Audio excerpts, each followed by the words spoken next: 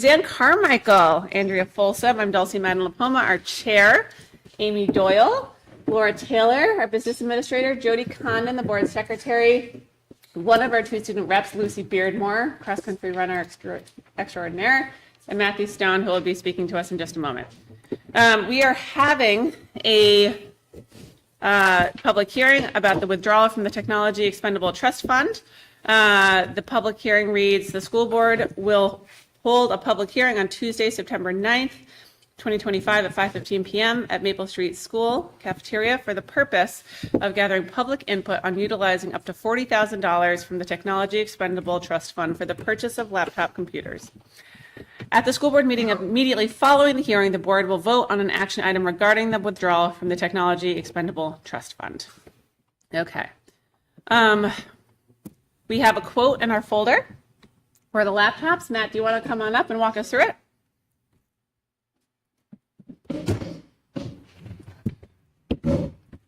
Sure. So as background, obviously during last year's budget process, we had originally put Chromebook replacement into the budget. Then we discussed, okay, we're going to, as we had originally talked about when we created the trust fund, replace some of the Chromebooks purchased during COVID with money that we saved, expecting that that would be a necessity. So over the course of the summer, we obtained 3 quotes from various vendors. This was the lowest, is included in the budget. We talked extensively at the last meeting about the purpose of the Chromebooks and how that fit into our overall plan. We talked about going forward. The plan is that we will purchase new Chromebooks for 9th graders, and then we will replace one other grade level, presuming that we keep with the current plan for one-to-one devices. And then, yeah, that's essentially the plan going forward. Obviously, we've been working towards a more regular plan. We had a very large infusion of devices during COVID, and then, different aging out devices over the last few years. The only other thing is, this was obviously delayed a little bit by trying to figure out a plan with the bell-to-bell policy and how that interacted with our plans. So we did delay a meeting to sort of say, is this our plan going forward? And I thank you for that robust discussion last week. And then obviously, we've talked about a more formalized financial plan for the one-to-one plan going forward, which will be part of the budget presentation in October. Other than that, I'm happy to answer any questions. Any questions for Matt? I have a couple questions, Matt. It had come up kind of about what is the current process if there is damage to a Chromebook, and what is our current policy and how is that process followed, and what can we do to make that easier? So essentially, the policy that we done during COVID was that we would cover accidental damage and that families would be responsible for deliberate damage to the device. There are certainly times that you just put it in a backpack. There's a few too many books in there. It can crack the screen. That is a risk. The nice thing is about our devices, they are designed to be more repairable than some. So, I mean, a screen replacement on the devices that we buy is 4 screws and one small connector. I can do it in 10 minutes, which means Mike Cody can do it in about 3. We do charge families. In some cases, we've had them do, community service in lieu of payment for families that had financial hardship. That is a discussion with the building administrators, and since they have the closest ongoing relationship with the family. So we report to them, they sort of decide on the consequences and see that it's followed through.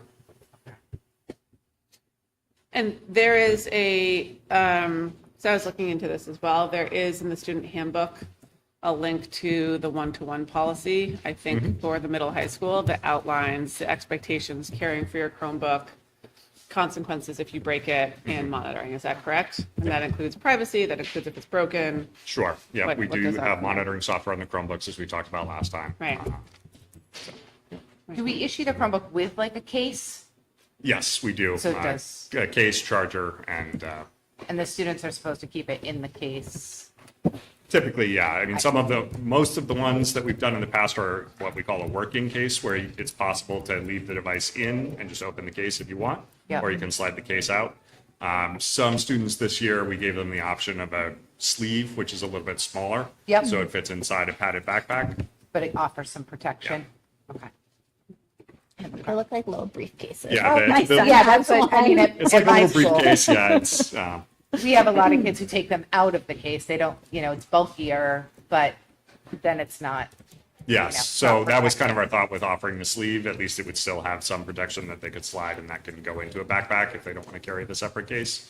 But I'd like to see us, this isn't really a proposal, but I just want to put it out there that I would like to see us maybe tighten that up a little bit in terms of that, because I appreciate accidental, us covering the accidental damage, but I'm going to harken back 20 years to when I was in high school. And, if I was issued a textbook or a novel, and I accidentally spilled my small carton of chocolate milk on, because that's what we drank. We didn't carry around massive water bottles. I was still responsible for that $40 textbook or the, $10 novel. And we were issued a little slip and we paid it, and we didn't, graduate if we didn't pay X, Y, or Z. And I know that there are some instances of people, being held up at graduation and having to pay here, but I'm wondering, is there a way to tighten up that policy a little bit, or, and I don't know what your thoughts are. we can certainly try. Collecting on that is a pretty big administrative overhead that we have limited capacity on. So we would have to, I think, figure that piece out if we wanted to expand that greatly. Right now, kind of the assistant principal follows up and is in charge of doing that, which, if there's a handful, is doable. Yeah. If that were to become a regular thing, I think that would have to become an administrative task in the office where we issue invoices and follow up, and that would, I don't want to speak for them. I don't know Yeah. about the capacity to take that on at the moment, but that would be something we'd have to address in order to Okay. do that. That's certainly feasible. I think that dovetails into CIP does not cover necessarily expected use, maintenance, and everything else. But if there is, this is a big investment, I think it's reasonable to think about what's feasible at the building level, what is feasible in terms of expectations to set. There's also other ways to set natural consequences that are not financial for families and students, right? We have lots of privileges. If people want to get serious about it, you don't have to roster for sports. There's a bunch of ways to think through it. I think that is something that I think that is a discussion that probably needs to happen between Matt and the building. And I think, as you move through, we can see where we are. Or we could always move away from screens as part of our education. True story.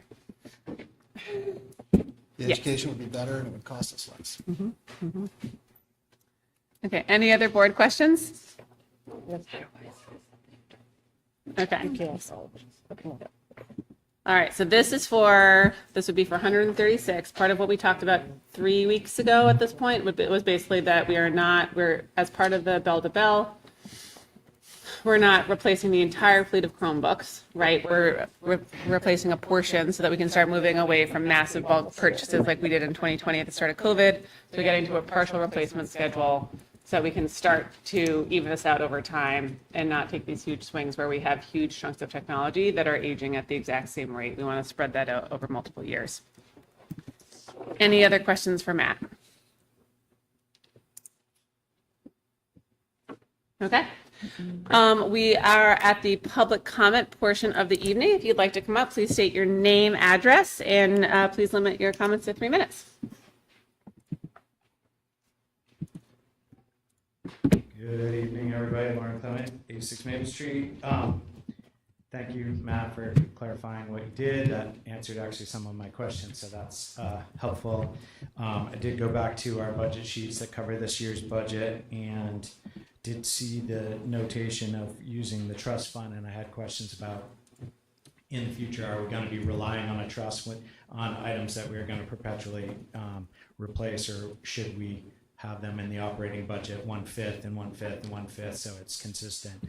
But I think he answered it with the whole COVID mega dump, and we're trying to get that back into a rotation where that maybe is possible. That's what it sounded like to me.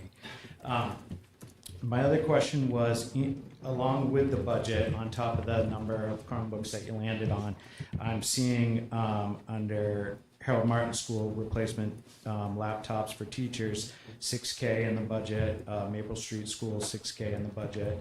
Harold Martin the Hopkinton Middle High School, $2K in the budget, and the high school, $7K, for a total of $21K in our operating budget.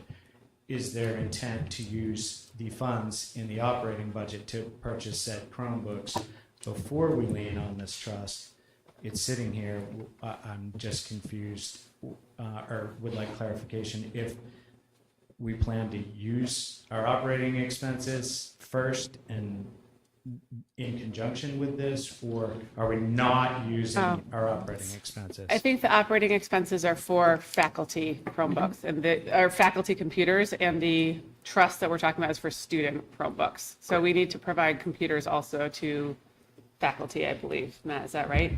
Correct, yes. And so these Those are line items for- where faculty also get their computers So replaced. All of the budgeted numbers in here, the 627, are faculty computers, not for, because I don't think it's specified, only specified that at Harold Martin School. The rest I believe did that not. those were for faculty. Is that Yes, correct? They are. Yeah. I can put that note in this year Yeah. though, Lauren, Yep. for you. Okay, well, it was Then on it's the faculty. one, Yeah. so Right, I and was wasn't go through. confused about that. Yep. So we currently don't have any replacement Chromebooks for the 960 kids in the operating budget. It's all leaning on the trust. Yes. That's not quite Oh, accurate. There sorry, were sorry, some I funds misspoke. Yep, included thank in you. the budget for Chromebooks, and those have been purchased. Under general supplies, It's is that under where the- that is? I think am I right that it's under the same line that has the adjustment for the trust fund? I believe so, Yes, yes. so if you go back to that line that has the adjustment for the trust Yeah, there's a fund, 60,000. we had and then a 60 and we 40. took 40 out. So there was 20,000 in there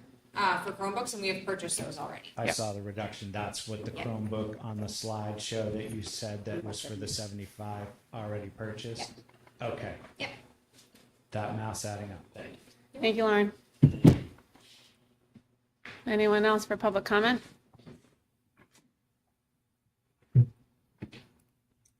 Dave Lambert, 305 Gallatin Hill. So the Chromebooks, guess I'm not understanding. Why do we need to have a Chromebook for each student to take home? Like, why don't we just have carts in the classroom?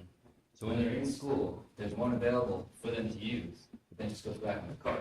Well, that's what my district does.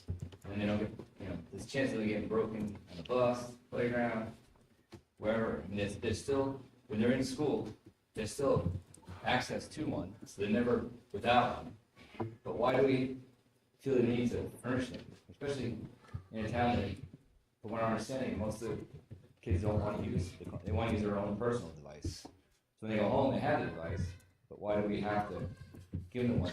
And then, going back, Suzanne, I'm with you on the,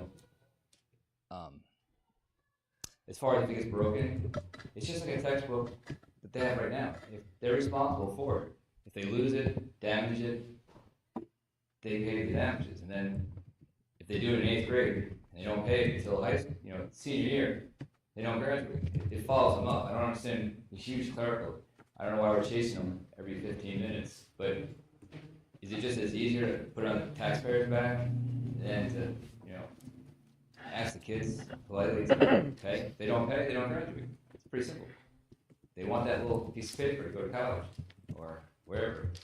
It's not rocket science. But for us to pay for every screen gets cracked, it's just, I don't know. It's my two thoughts, but I'm with you, Suzanne. Thank you. Thanks. All right. Lauren Clement again. One other thing I would like to add to this, I guess, is on that notion, or on some of the conversation that came about the last meeting, it would be nice to incorporate maybe phasing out some of the younger kids having Chromebooks, so we are limiting their screen time. And it sounds like, this is a this year thing, but when we're planning for the following year's budgets, maybe come up with a plan where students at Harold Martin are not each issued Chromebooks, and we can start phasing some of that out. We're clearly limiting phone time for the distraction. Obviously, the computers are there for education, but screen time, and it'd be nice to get back to teacher books and classroom. So that I wanted to add as well. Thanks. Thanks.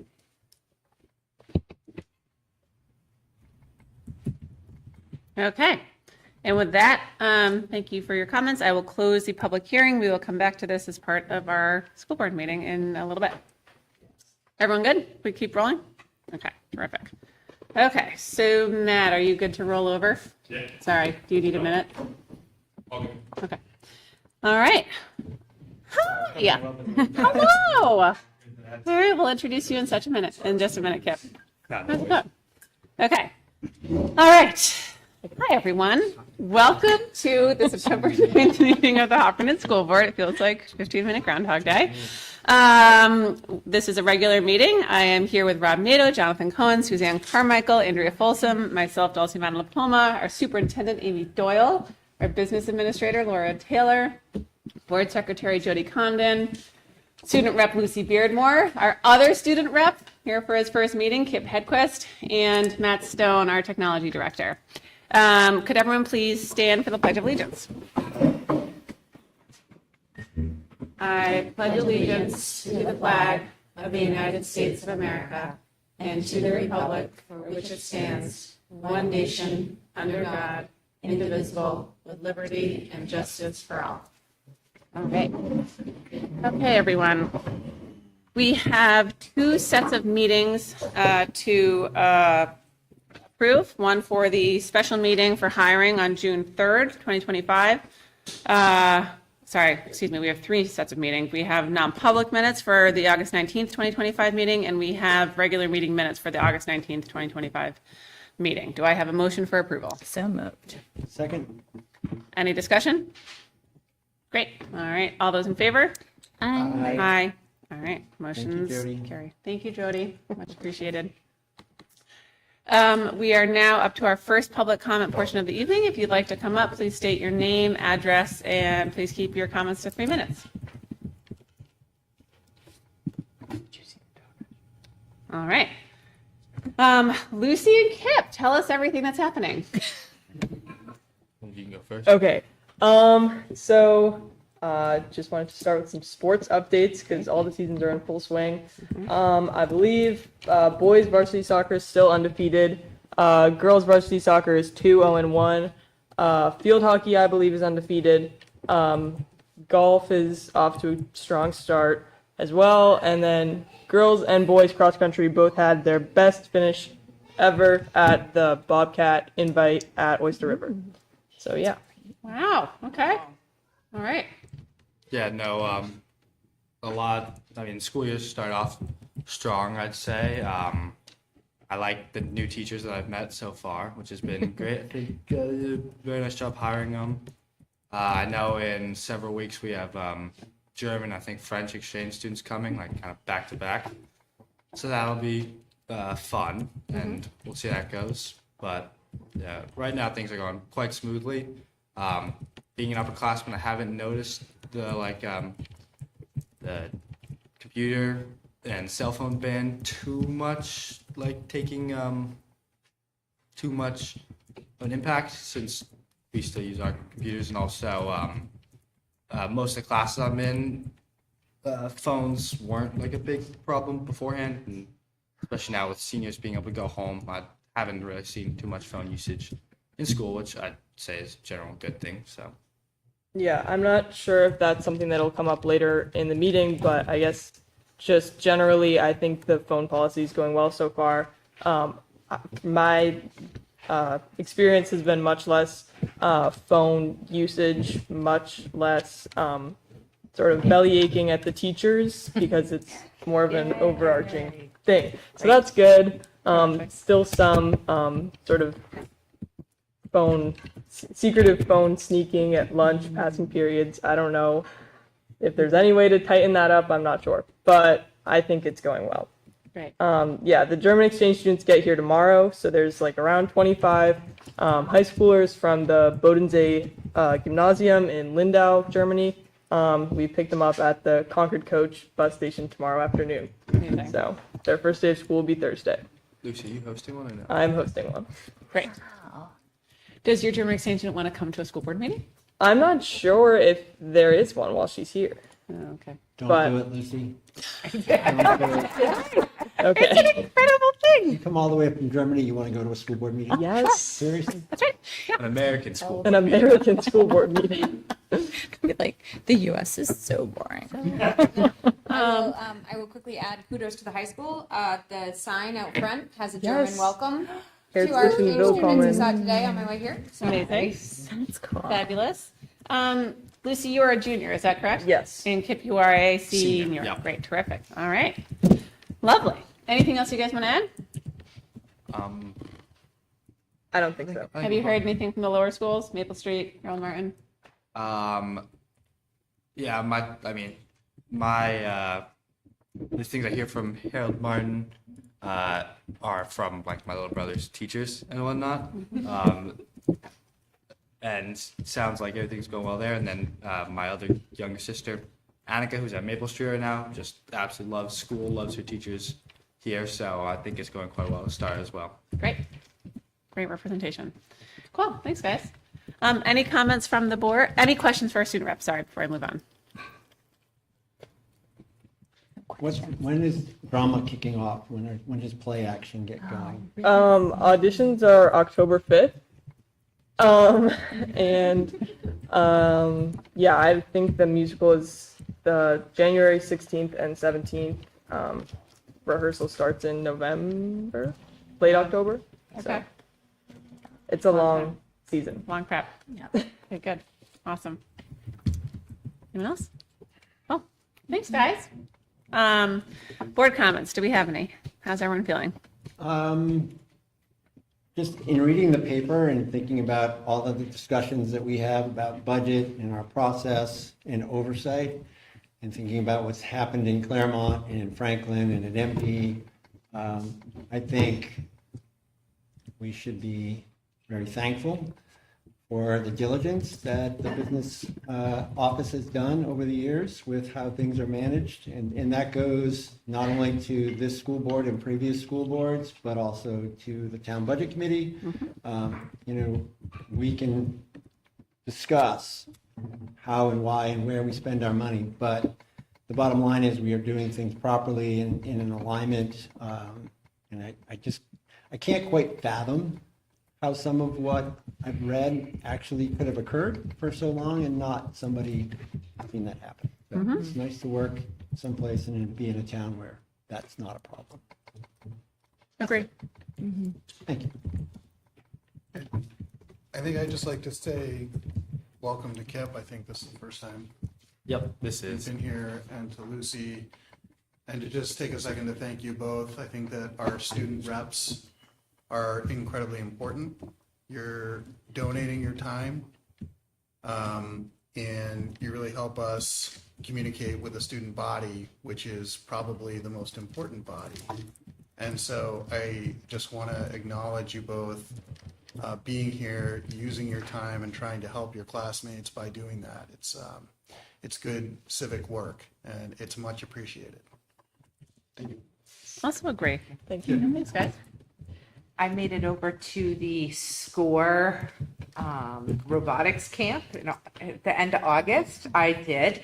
I was a first coach only at the Lego League, so this was like way above my pay grade, but it was really nice to see all the kids interacting with each other. And then some of your fellow students, the high school students, were mentoring and working as counselors. So that was, I thought, a really nice opportunity for the older students too, to work with the younger students. And shout out to Charlene, because it seems like a great program. I'm a little envious of their massive space, right? But it was really cool to see the robots and the kids doing the coding. Yep. It's fun. Can I just add, the Osram team will be here on October 21st. Oh. You'll be able to. Shout out to them. Yeah, Really they're Okay. gonna- I don't know if they're going to bring the robot. They but- usually do, and they do like fun stuff over here. It's Awesome. very October 21st. okay, great. I'll be here. Anything for you? I just wanted to thank and congratulate Amy on a successful, like, you've started the school year. You opened, we didn't explode. Great job. Thank you to our principals. You guys also opened and we didn't explode. And I think everyone's like happy and excited and we made it. Like, I think the beginning of the school year is always really difficult though, seriously. The emotions are always running high. And it can be a tough time for kids and parents and caregivers and teachers. But folks should be really proud of themselves making it through. So thank you guys. Yeah, and I would also add just a couple things. One is we had some pretty exciting traffic for return to school Yeah, between the new traffic pattern in Hopkinton, repaving of 103 in Hopkinton Village, what's happening right here outside of Maple Street, having a bus driver out and consolidating. So thank you to everyone from both the town side and the school side and the district transportation side who I think, and parents who I think have worked to, I think, make it as successful as possible and a complex world where the fair is also happening. So thank you to everyone. In addition, I was reflecting about how we have returned to school. Welcome, Amy. I just want to include a shout out to our ESY teachers. I think everyone hopefully knows this, but there's school that happens throughout the summer. A lot of our teachers keep teaching all year, and that's pretty incredible. And I also want to include a shout out to the Hopkinton Rec Department, who carries a lot of our students through various camps all summer. And it's not for every kid. They're not doing 1,000 kids necessarily, but there's a lot of Hopkinton students who go through summer with both being in the Hopkinton schools and leveraging town recreational activities. And it's wonderful to see everyone sort of stick with the beat, which is great. Thank you, everyone. All right. Anything? Great. All right. Okay, this is the moment we've been waiting for. We are here tonight with the spring 2025 girls track and field champions. It's kind of a big deal. Do you guys want to come and tell us all about your season? Please. Hi, I'm George Sable, the head track coach of our Hopkinton High School track team. We are back-to-back state champions, which is awesome. 3 out of the last 5 years, state champions, which is incredible. And the previous time was 2010, so we had a little drought until these young ladies came on board. And I'd like you to come on up. Maddie, we have Maddie Lane, who is New England champion at 3,200. First time ever for our school.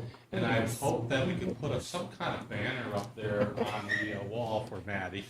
Because there are some banners up there for, 1,000-point scorers for basketball, but I'd love to see a banner up there for Maddie Lane being the New England champion. So you want to pop up here for a second? Come on, Maddie.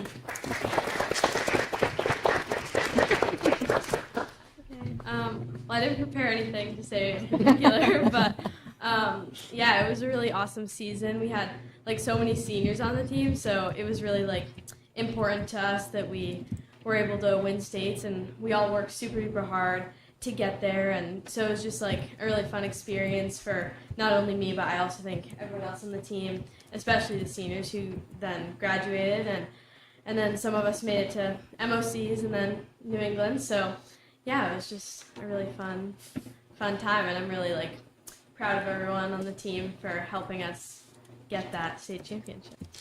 Amazing. Wait. All right. Wait. Yeah. Can you tell us a little bit about the composition of the rest of your team for this year? Yeah, we have, so for cross country, we have 15 people on our girls team, and we have a bunch of freshmen, maybe 7, possibly 6 maybe. So it's been really cool to get to know a bunch of new people and have a bunch of new people on our team. We did really well at the Bobcat Invitational this weekend. So I'm assuming that a lot of those girls will also do track in the spring, which should be really good for our team because or our distance team especially, because we'll have a lot of new people, and obviously the freshman class is really big, so we should have a lot of new people, and I'm really excited for it. Right. So. Go for a 3D. And for track and field, what percent, do we have anyone who's doing field still, like the field events, or is it primarily Yeah, we track? have a bunch of people doing field. David's field. People over there do field. Oh, what is it? Well, what field events? Yeah. Oh, discus, shot put. Oh. Javelin. Javelin. Yeah, we have long jump, triple jump, high jump. All the Okay. all the events, All the jumps. Amazing. All right. Yeah. Nice. I love that. Any other questions? I always ask, this is Maddie for you or for anyone. Favorite part about track, least favorite part about track? Least favorite part about track is having to do workouts on the gravel.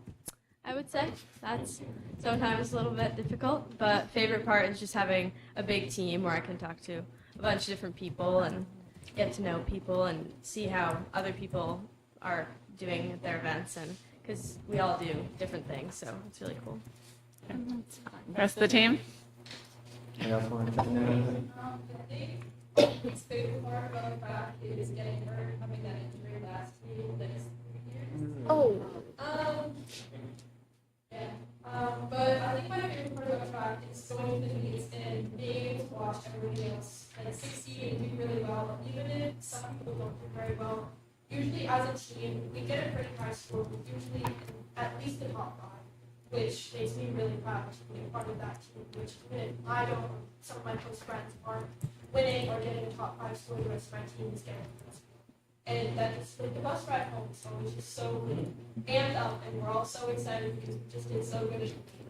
And I think that's what's fun. Amazing. My favorite part is just having like a record to beat for myself, like PR. It's a great feeling when you get a PR, you know what you're trying to beat. And I love the team vibe of the track. We're all really close. There's no like drama. It's all just fun. And my least favorite part is shit. Story. There you go. Anyone else? Yeah, I agree with Maddie. My favorite part is also the gravel track. I like how Like the advocacy. you're always doing an event, and usually like the longest it'll last maybe like 15 minutes, or especially if you're doing a track event, it lasts long, so you have a lot of time to watch people around the rest of the team. You kind of always know what you're doing. Amazing. Love that. Anything else? Amazing. Thank you, ladies. Can we take a picture? Yeah. Thanks, guys. Jody, are you going to take a photo? I need to go see the track. Did we I go up know. in the picture? And then the picture girl. Did we go up? No. Okay, just. Yeah, I guess. Okay. Just in case. Are we gonna go here? There's Dawson.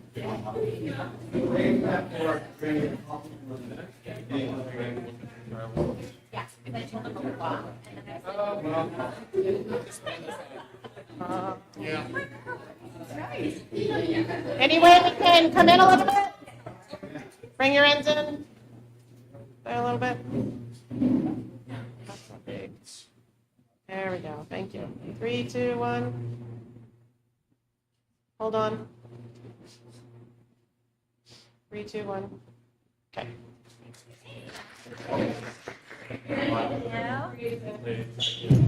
Sorry. Thanks.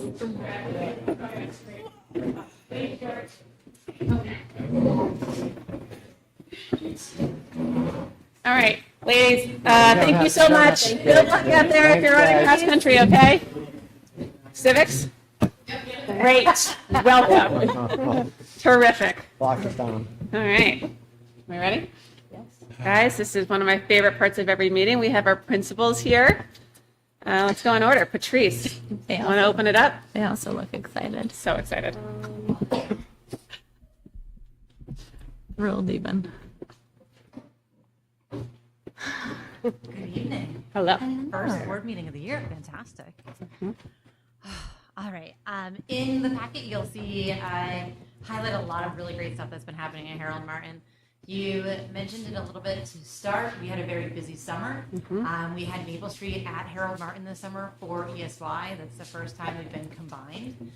It was great fun. Dr. Sindoni and I had a blast being together. It was hard to separate us at the end of it. But the kids really enjoyed it as well. We had the Harold Martin kids downstairs, the Maple Street students upstairs. They got to go outside during snack and recess together. They did some readers theater, so they were performing for each other. It was a really great learning experience for everyone. I think the staff really liked being together so that they could see different strategies and different techniques and really just refresh working with different people. So that was nice. We also did a ton of facilities and building work this summer. Huge shout out to our custodians, Mr. Rizicki, Mr. Stone, for all of their work. We had taken down some trees on the dinosaur side of the building that were dangerous last spring. So I also need to give a shout out to Dustin Rose and Miss Heino, who brought over additional bark mulch and spread that out so that we can make an outdoor learning space there. We're working on getting some of the picnic tables from Maple Street that they're not using over to Harold Martin so that classrooms will have a space outdoors to learn on the opposite side. Mr. Demiris is working on putting up a little bit of a fence there to block the playground so that it's not distracting for students, and really just trying to use our space the best we can. So that was really a great addition. We also installed the Raptor visitor management system in the front vestibule, which has been a lot of fun. If you have not tried it, I suggest you come over. You put your license in front of the machine, and it scans the front and the back of your license to check for security, and then it asks you to take a selfie, which is hilarious because it's a different angle than you want to put your license in. So we've been watching people standing and trying to get, and then some people smile, some people don't. It kind of looks like a mugshot if you don't smile. I would suggest you smile. And then it prints out a badge of where you're going and checks you in, and that has been really nice. It had a little bit of a learning curve for us, but I will say that everyone's been really respectful. I was a little nervous in the vestibule, having the technology out there, but the kids have been fine. They walk right by it. They don't even think anything of it. So that's been really great. So that's been a nice addition. They also started work today on putting some gates around the parking lot, really just trying to work on reducing traffic driving by small children, which is really hard at Harold Martin because we've got one way in and one way out, and that's about it. But we use that back playground pretty regularly. So when we have cars driving down there, a ball runs out, someone chases after it, it becomes a problem. We've also had incidences in the past where, someone picks up a rock and throws it, and a car's driving by and hits it, and that becomes a different piece too. So really just working on those pieces. I will say that this year we asked preschool families to arrive at the end of arrival towards 7:55, and that has helped out significantly in the morning during arrival. In the past few years, families who were parking for preschool will pull in and park. Sometimes they didn't see staff members coming out, or kids getting out of cars, or they would be reversing in and we wouldn't know it. And so it got really complicated, and we just decided, for the interest of safety, to ask them to come later, and that seems to be working really well. So we've done a lot of those changes. The other big change is every elementary school student has a bag tag now that says where they're going after school for their default plan. So if their default plan is bus 95, they've got a little pass that says their name, the bus number, and where they're going. It's especially helpful for our students who come to Maple Street, either for the after-school program or for parent pickup. That way staff, Dr. Sindoni and her staff, can help grab a pass. They know their name, they know where they're going, and we can go from there. We've also been giving the bus drivers attendance lists to check on the attendance. It slowed us down the first few days, but now that we're into the habit, we're getting much faster, and I expect that to go even faster. But this is really helping the staff, the bus staff knows the names of the kids, we know who's on the bus, and then they're checking them as they get off, so that's been really helpful as well. So it took a little bit of extra work in the beginning, but we got there, and then we'll be laminating car signs now that our laminator has been fixed. So that is our next step. We just had to wait for the laminator man to come, but he arrived. Let's see, opening school, we had 13 new students move in this year, so that's actually on par with right around where we were last year. I think it was 5 in first grade alone, which is just and interesting. Like they got a lot of new students for first grade, and we registered 55 kindergarten students. So overall, things have been exciting and enthusiastic and a lot of new energy. We welcome 6 new staff members to the building, so it really feels a little different this year, and it's a lot of excitement, a lot of people who want to be there. I laugh when I say I brought on 6 new staff members because 4 of them were in our building in some form or another previously. So we had, people who were IAs who became teachers or who left and went back to school and came back as teachers. So it's really great that when we've already put time and working with these staff to have them return in different roles has been really nice. We also returned back to having a student support specialist at Harold Martin, which is nice. Sarah Duval has moved into that role and has really hit the ground running. She's coordinating with Maple Street around paperwork and processes and really trying to streamline those pieces. So that's been a really nice addition as well. And then finally, we did our kindergarten orientation for the first 2 days, and we had Mr. Aaron, who is like a local instrumental composer, musician, come for 2 days. He was great. The kids loved him. They all ran around. Next year, we're really hoping that we can have him come back and also include some other people. We had some ideas of people who do like local workshops with kids that we wanted to invite, but it was like too late this year. So we're like, next year we can add on to that. And that was really great and fun. And then we had the kindergarten pizza party this past Friday. And I'd say about 90% of our families were able to come and enjoy a thank you to Riverside Pizza for getting us pizza at a very nice rate for us. That was lovely. And they delivered it, which was fantastic. And the big pizza oven things, I mean, it's a lot, but they did a really nice job. So that was really fun. Kids were excited this year. We did the pizza a few days after the orientation, so the kids had been in their classrooms. They were really excited to show off, like, this is their space, and this is what they've done, and look, there's a bulletin board about me, and here's what my teacher knows about me. So that was really nice. And then first through third grade, we had the ice cream open social, so they were ready to go and in those rooms. So it was overall a great start to the school year. Coming up, we have Picture Day on October 15th, and then the annual Halloween parade will be on actual Halloween because that is a Friday. So we are already ready for that. That's perfect. Amazing.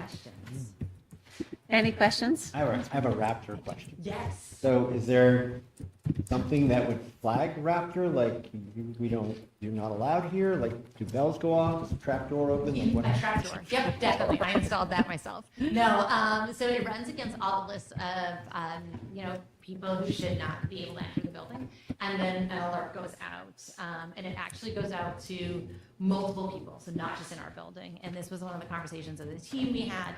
We wanted to make sure that somebody else knew, because like if it was a really, like, you don't want the only people there to know, right? So you want somebody else to know as well. It goes to Ms. Doyle, I believe, or someone at the SAU, I think it's you. So we have multiple notifications. It hasn't happened yet. We've screened every contractor who's come in and every parent who's come in for IEP meetings. Like, everyone is stopping. We were joking today, like, when you go to the doctors, they say, like, arrive 15 minutes earlier for sign-in. And we're like, maybe we should start sending that out when we say come in for an IEP meeting. Like, arrive 15 minutes early so that if you're on time, you found parking, and you took your selfie. But, yeah. Awesome. Thank you. Thank you. Yeah. Just a follow-up. So if you've done it once, do you do it every single time then? So you can do it every single time, or if you're like a volunteer who comes in constantly, there's a way to set you up as a saved person. Nice. We have not got to that part yet, being new. I don't know that anyone's had to do it more than once yet, because I don't know, it's kind of like a repeat customer, but it's been nice. Our contractors too, I have to give them a lot of credit. They were no problem at all. They're like, yep, sure, and they're, posing for their selfies. So that's great. Big beards and all. Yeah, great. Go ahead. I had a totally separate question. So I was wondering if you had any impacts from the bell-to-bell policy at all. We have not actually really been impacted. We have several students who have different like gizmo watches and things like that, especially in the third grade. But you can put those in school mode, and families have been really great about putting those in school mode. Okay. So we haven't had any problems with that. I guess the only problem is if you put it in school mode, you have to like take it, you can't like, it doesn't automatically come out at 3. So I think the kid has to do something. Someone was explaining that to me and I was like, I don't know. So it's all during the day. That's what I was happy about. So Thank you. So do you know, or Matt, maybe you know this, the Raptor, when there's an image taken, do any third parties have access to those images? Just Raptor itself, which has, appropriate privacy protections in place, and then deleted. it deletes it each day, right, or something like that, or week. Yeah. So Raptor is a private company that would hold the images on their server, on their whatever storage, and then as long as they're secure, then no one else has access to them. Okay, thank you. Great. I want to come to the Halloween parade. It's so adorable if you've never been. Can I? You really. I haven't been since Maddie was little. So. It's the cutest thing ever. It's a good time. The staff get really into it as well. We made it a staff competition of which grade level can have the best costume, and there's a trophy. So they don't really tell great. each other what the costumes are, and they come out full force. They're into it. It's a lot. We'll connect. That's amazing. It's great. And it's nice that Halloween is on the 31st. That's really nice for teachers. I mean, I'm really excited about it. Yeah, just right? saying they will not have to deal with the I think Halloween one year we hangover. had teacher conferences the next day, so that was like, but we didn't have kids. Oh, We had a lot okay. of sugar, That's so that fine. worked for Yep. us. Great. So, Cool. Awesome. Thank you, Ms. Brown. Let's go back to play Patrice. you. Thank you. Sorry. Thank you. Instead of having a roster of food right in front of me. Not good for anyone. So we always have a conversation. How long are you gonna talk? Like, Oh, yeah. It's gonna be. Oh, for you? Yeah, I'm usually the quicker Yeah. one. Let's see. But thank you. Yeah. So thank you for having us. I want to echo a few things that Patrice said. First of all, having ESY in one location really streamlined transportation. Kid front buses for much less time. It was really great to have everybody together. It worked really well. Like Patrice said, we were both there. So possibly that's something we do moving forward. Some facilities projects that were done at Maple Street. They buried some propane tanks in the back, and we are putting on the final touches of a shiny new boiler. We're very excited for that. I told Mr. Rizicki I wouldn't give any more details, not to steal his thunder when he's here on the 23rd. That's right. We also welcome some new staff members. Charlene Berry, Kate Griffin, Celine Gordon, and Dylan Castle all joined us. They are veteran educators. They come with a wealth of knowledge. We're extremely lucky to have them join us. Also, Crystal Corliss and Hannah Wood are former subs turned instructional assistants. They are wonderful, and it is a beautiful thing to say that I am fully staffed. A few changes in positions. Mrs. Merrill is overseeing the Student Support Center. Mrs. Myrna is the instructional assistant in the Student Support Center. It has worked out beautifully.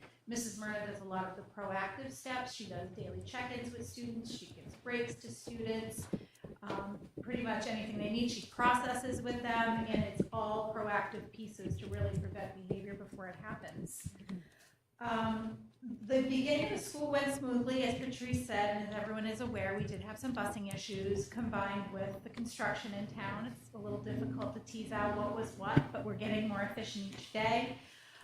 The tags that her students come off the bus with are wonderful. I was able to get a student to where they needed to be today with the tags. As always, I ask students what the beginning of the school year was like, because I want to hear from them. And my most favorite was, I'd like to know where morning recess went from an incoming fourth grader, because they had it at Harold Martin, and he like said it over his shoulder as he was getting on the bus at the end of the day. But We all positive would. comments from students. Wasn't my son, was it? No.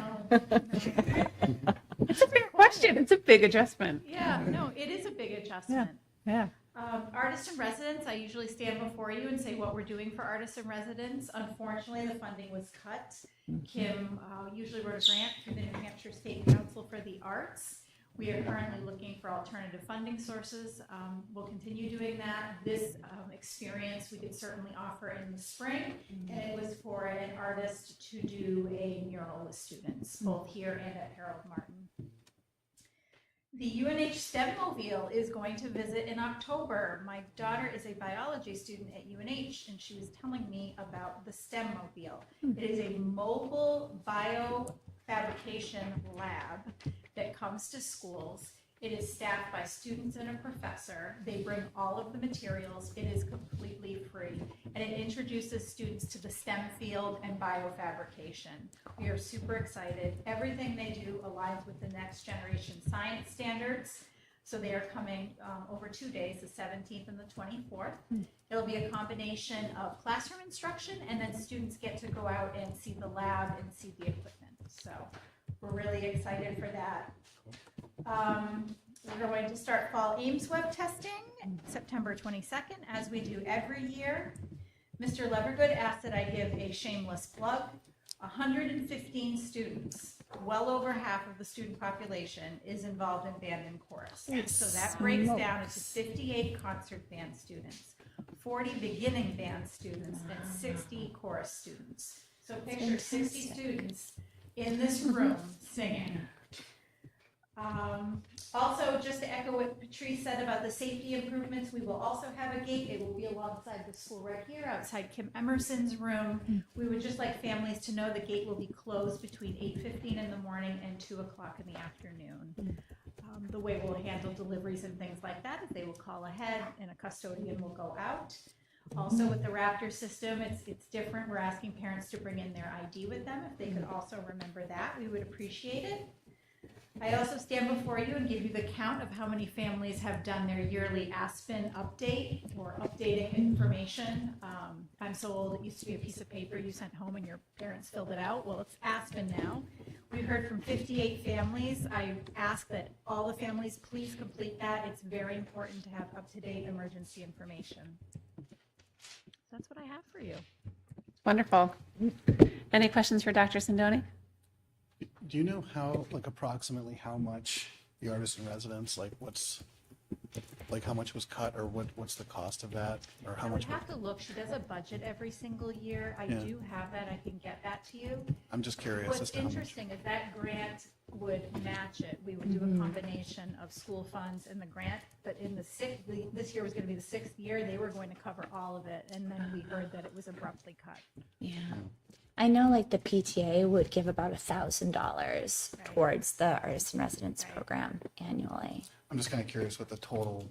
Yeah, amount to be it raised would be. wasn't huge. It's not huge, and it's Right. for You know. both schools. Yeah, it was maybe $2,000 to $3,000 Somewhere in that altogether. neighborhood. So it seems like maybe. Yeah. And the There's artists a possibility themselves, like community they're is very generous. They really reduce the cost of what it would be to come out, just to provide this experience to students. Yeah. I have her budget, and I know Kim was here earlier. It looks like total, it was about $6,500 This was more. that they were hoping to have from your principal funds, and then $1,000 from the PTA. But a lot was coming from the grant, almost $3,600. Oh, but that's still. Still seems attainable. And like Dr. Sindoni said, we still have a good relationship with that artist. I mean, Kim did say this, we really feel like it's a short-term pause, hoping that the funding would come back, or we would be able to, once we got the school year going, be able to look at, are there some funds available or another way to fund it? But we still have a connection with the artist, and I think we still have a shed at Harold and Yeah, whatever, what were you gonna mural here? the shed, Yeah. the beautifying sheds. Great. Thank you. Yeah. Thank you, Dr. Sindoni. Thanks, Gary.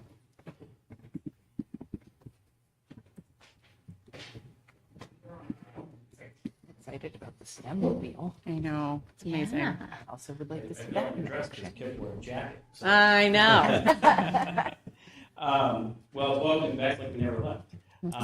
The summer was a busy summer as we prepared to open the building. Again, I just want to thank Jim and his staff for all the work they're doing in our school.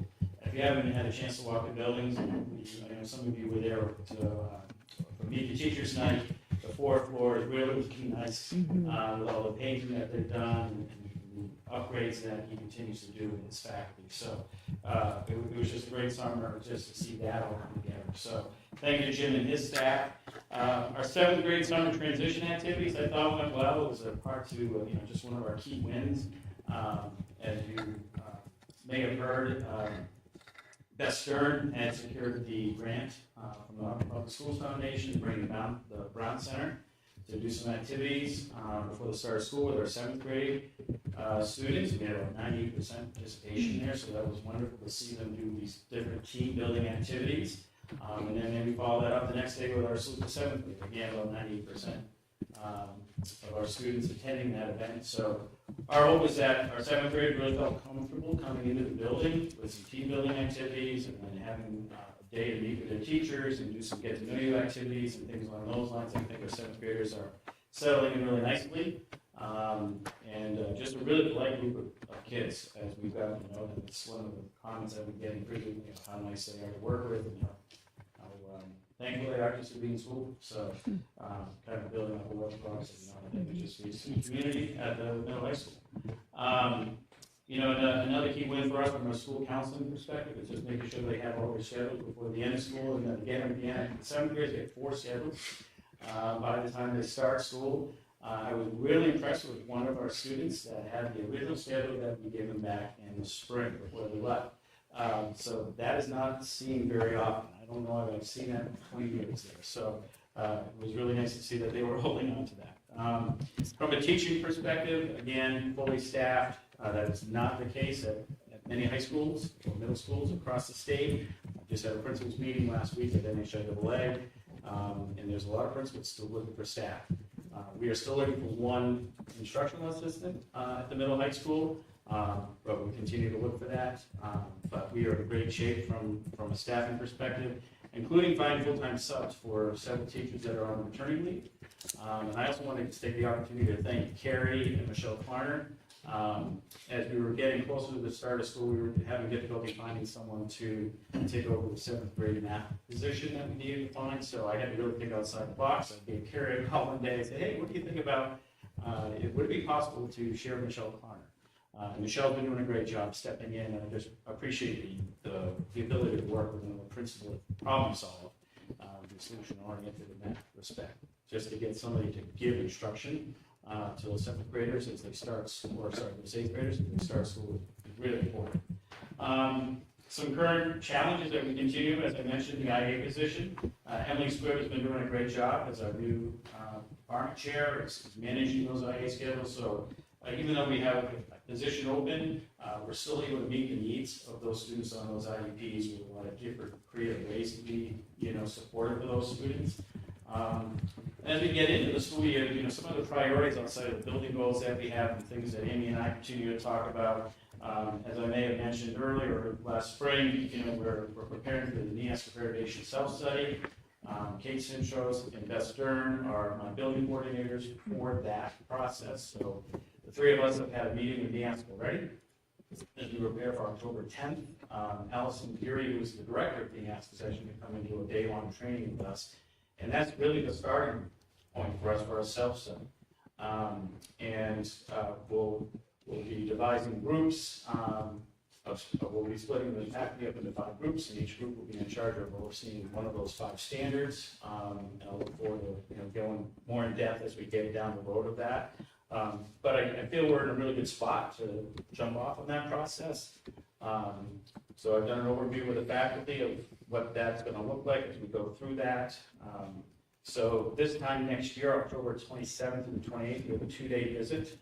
It's a collaborative visit. They'll come in and take a look at our self-study and what we're reporting out, and then give us some suggestions to work on for the following 2 years when they come back 2 years later in December of 2028 to do a full visit.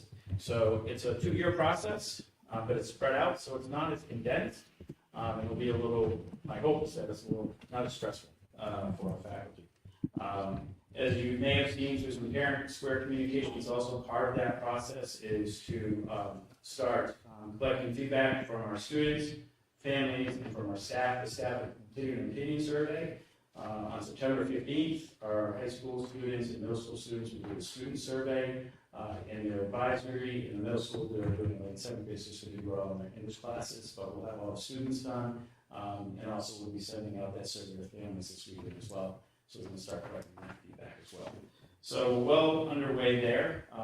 High school school counselors have been busy with getting our seniors ready for the college application process. So they spent much of the afternoon on Monday with navigating the future with our seniors. Kip, was there. We had 5, 6 different schools that were there as well. Manchester Community School, Riviera, Plymouth, UNH, they were there. They had a chance to break out groups and meet with the kids, really just to help get them kick-started in that process, the application process. It was a great afternoon to get some of those students involved in that process. There are times where meeting with an HTI, they get accepted right there on the spot as well. So they're going to continue that process this Thursday, where they're inviting parents in, and they're going to give some of that same information here about the college application process and how to fund that for financial aid through grant debates. So they'll be coming in. So Daniel and Jeff are doing a great job with that work, and so we're looking forward to that. And the last comment was the exchange programs that they already spoke about. So it's busy. We hit the ground running. So happy to answer any questions of other pieces that we're on the board for. Yeah, I don't so much have a question. It's just when I read your report on the NAEP testing.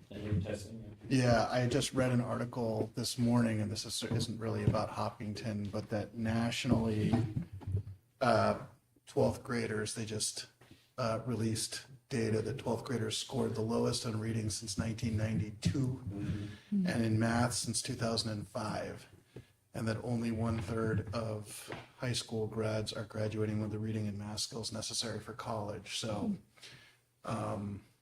Where did you see that? In the Times. It was just this morning. So I just know that, our district is doing pretty well. But I think it's important to keep our eye on the ball that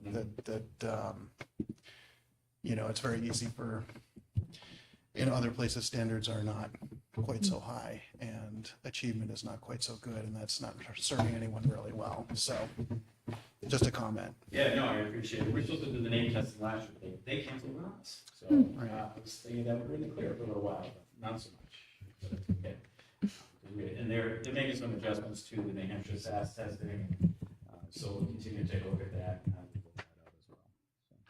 So, you have a question? No question. What? Zero. What? The free night. I know you're right, Bob. We should have had it last week. I have a question. How many students do we have? So we have the 2 pathways to graduation. How many students do we have in the alternate pathway? Yeah. So we just graduated one, so we're at 3. Okay. And is communication around that like continuing to happen at like 7th grade? I think it happened last year. Program studies, Yeah. and when the school counselors go in and talk with the 8th graders, when they do that transition, it's discussed there as well. Great. Sometimes it may be discussed in, IEP meeting as an option when we're doing some early transition discussions. But it's not a popular option for kids, but it is an option there for us to think about if we're trying to think about an alternate way to keep students engaged in the school and stuff. I know, Yeah, sorry. it keeps coming to us too. Okay, and how is our CRTC enrollment? Like, are we able to send as many kids as we want? Is it limited again this year? Right on the first day of school this year. Great. Last year, kind of what hurt us was they closed down one of the 2 classes for automotive. Yeah. That's always a popular one. So the number of students we're able to send to that program is limited. It's always treated pretty well. Okay. Because our kids are successful there, and it's never a guarantee that you go back the second year. You have to perform well in the first year. Years ago, when I first started at Concord High in my career, it was guaranteed you come back the second year. Right. But that program is so popular now that you have to show that you're able to perform there. Right. And be a participant that's showing your value there. Awesome. And last, and what are the midterm assessments for kids for grades for if they can continue with sports? To continue with sports? Yeah, don't you basically have to submit like that you're doing okay in your grades to stay? Yes, that would be also the grade verification that Yes. you're checking in. So that would be at the very end of the fall sports season before we start. Winter. Sports season Got it. starts in November. Great. It'll be in November. Okay, cool. Awesome. Sorry. Anything else? I think Dulcie brought up CRTC. I mean, were most kids who applied for CRTC, did they get in? Like, what's our percentage of kids that apply missing, and yeah. get in versus kids that? We're over 95% of kids that get accepted. And again, those kids that don't get accepted, it's a numbers game. Yeah. Yeah. So in the past, they used to, when I was working with Brenda Joy, when she was the director of school council, they would give us the number of seats. And we would guarantee those seats. We're no longer guaranteed those seats. So, because again, they're looking at the kids that have success that and they're trying to expand that too, to accept more sophomores from different schools. Right now, just the way our schedule works, it's not very conducive to allow sophomores. How's the, see now you said, I'm gonna ask more questions. How's the time alignment of our course schedule to them? Like, I know it used to be the kids would miss 20 minutes, 30 minutes. Is that still a scenario? Yeah. So we try to get creative around like when first, second lunches for some of those classes, first or second break is to try to minimize that, but it's not there's no easy way to do that. Not unless we're going back to the old days with no academic advisory, and if you remember when we were teaching that 9-minute block, right, we were able to get things to line up perfect. You can't do that in the current system. Thank you. Thanks, Chris. You're welcome. Thank you. I would just like to say that I think that these are great principals reports, you guys. I think that they should be published, like, for everyone to see, because I think it's a great snapshot into what's happening at our schools as we open the doors. So thank you. Great. I'm good? Okay. They're on there. I figured. All righty. Next up, we're going to talk about enrollment. Right?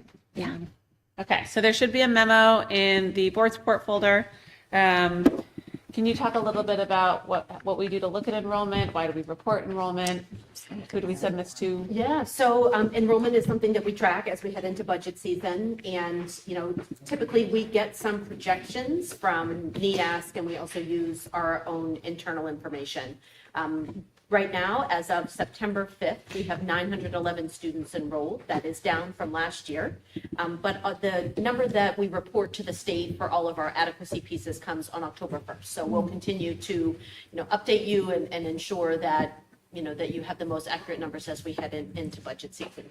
One of the most challenging things is that you'll notice that we're down about 24 students district-wide, but it's really, looking at different grade levels. It's not isolated just in one particular building or one particular grade level. So we just have to carefully look at things like class size, making sure that we're budgeting and procuring the right amount of materials and staffing. Chris does a really nice job he's already gone in the high school counseling office just to try to see, if we have a departing high school student, where are they going? And why could that be? We have a handful of kids that went to Proctor, and we know that they are pursuing, other opportunities beyond the high school. We had several move not just out of the state, but also out of the country. So we've had some people, that are leaving. We also have had a fair amount of enrollments, since we put this information together. We've had 2 new enrollments just this week. So I really feel like as we look for the October 1st number, we're pretty tight about that because that's what gets reported. But this is really a dynamic number that we look at over the course of the year. And sometimes projections are hard. Projections at kindergarten are particularly tricky because kindergarten in New Hampshire is not compulsory, and so you just don't know if folks are going to send their student here. Are they going to continue another year at their certified daycare center? We have folks that go to Woodside, Emerson, other programs that are better aligned to that early learning schedule. And then also we have kids that make decisions to go to Dairyfield or Proctor, as I mentioned. So we'll continue to monitor it and give you an update from time to time. Great. But I'm happy to answer any questions you may have about it. My only question is if we have any sense what role education freedom accounts played in perhaps losing some students that might have stayed without that funding. Yeah, I mean, it is a really good topic of discussion, and a lot of superintendents look at the report that the DOE puts out. I mean, they put out all sorts of information, and people, apply for education freedom accounts for all sorts of reasons. Removing the income cap, I think, has been tricky for this first go-around to really drill into, because this could be families that their student never came to a public school, so they're not necessarily leaving us to do an education freedom account and go to a private school. So I do think over the next couple of sessions, years, reports that the DOE comes up, we'll be able to track that. Certainly, those are opportunities that families, as I said, they can go to a private school or religious school or home education. It is their choice, and as their local public school, I've also had people reach out wanting to participate in our sports, wanting to participate in some of our specials or elective courses, and certainly we're open to that. We want to partner with all of the families and community members that we have. Does the DOE report that out by town, school districts, in terms of the amount of EFAs that have been? Yes, but I mean, it is tricky sometimes under the former commissioner. Home education parents didn't necessarily have to inform their local school district. They really had the option of either letting him know directly or reporting it to the schools. And so it's hard for us to know if those home education students, we may not know that they actually live here because they may or may not have reported it to us. Those that do, we do a nice job. Jody manages that and keeps track of those families because we want to continue to be in communication with them. Some families decide to come back from home education or one of these other schools at particular grade levels. High school, they get to the point, that was pretty common. I was a math teacher. We would have an influx of people coming. I've reached my capacity teaching Algebra 1. I would not like to teach chemistry in my home. So, but now they have more options with VLAX, so. Yes, the Department of Education publishes that. You can see at EFA accounts on their site through FY22. And so you can see this year where numbers have gone up. I will say that the trend lines do look like in communities that potentially have sent higher numbers of students to public schools. Those numbers have gone up because now those non-income cap families are now accessing EFAs to pay for that private school, which we will continue to see what that looks like. Yeah, I mean, certainly, what I have read is that so far the majority of the people getting that money are people that already had kids in private school. So it's helped them with the cost, but not necessarily taking kids out of the rolls. I did have a question. If someone is sending their child to a private religious school and they want to participate in sports here, is that open to anybody that lives in town? Are there criteria? Like, what's the mechanism? Because you had mentioned that. Yeah, I mean, we actually have a few kids that are on some of our teams right now. Middle school does get a little bit tricky. We do need to clean that up, I think, a little bit. We have 7th and 8th graders that, they can try out for our middle school sports, and if they make the team, they're welcome to join. 6th grade is a little more dynamic. It really depends on, what I've understand from our athletic director on the numbers, because it is a smaller team to field. And so they do prioritize participation of 7th and 8th graders. So it's more about your grade, not where you go to school. But middle school sports, we do have some students that go to a private religious school and they still participate in our sports. And so if they wanted to participate, they could. They could. Oh, absolutely, absolutely. And the process there is to really reach out to our athletic director. They could reach out to Chris Kelly, they could reach out to me. There is a process. Matt does have to put them into our system. He gives them a student ID so that they can pay their athletic fees through My School Bucks and get registered that way. We still have to have a way to track them and make sure that when they're with them, we're accountable for them. Thank you. Awesome. Great. Thank you. Any other questions about enrollment? All right. Thanks, guys. All right, guys, I'm hoping we are rounding the corner and approving our school board goals. We talked about these at our retreat in July. We discussed these and read through each of them at our last meeting, the second meeting in August. Everyone has them. Does anyone have any, I don't want to reread them because we reread them, I think, on the 19th, unless everyone really wants me to do that. Does anyone have any questions, additions, comments, or are we feeling good about approving them? Feel good about approving them. Okay. Do I have a motion to approve our school board goals for the 2025-2026 school year? So moved. Second. Okay. Although, any discussion?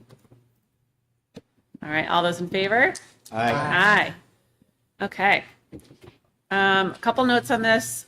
Historically, we have gone back. We will post these on the website. They were dropped into our minutes from the last meeting. These will be something that we reference.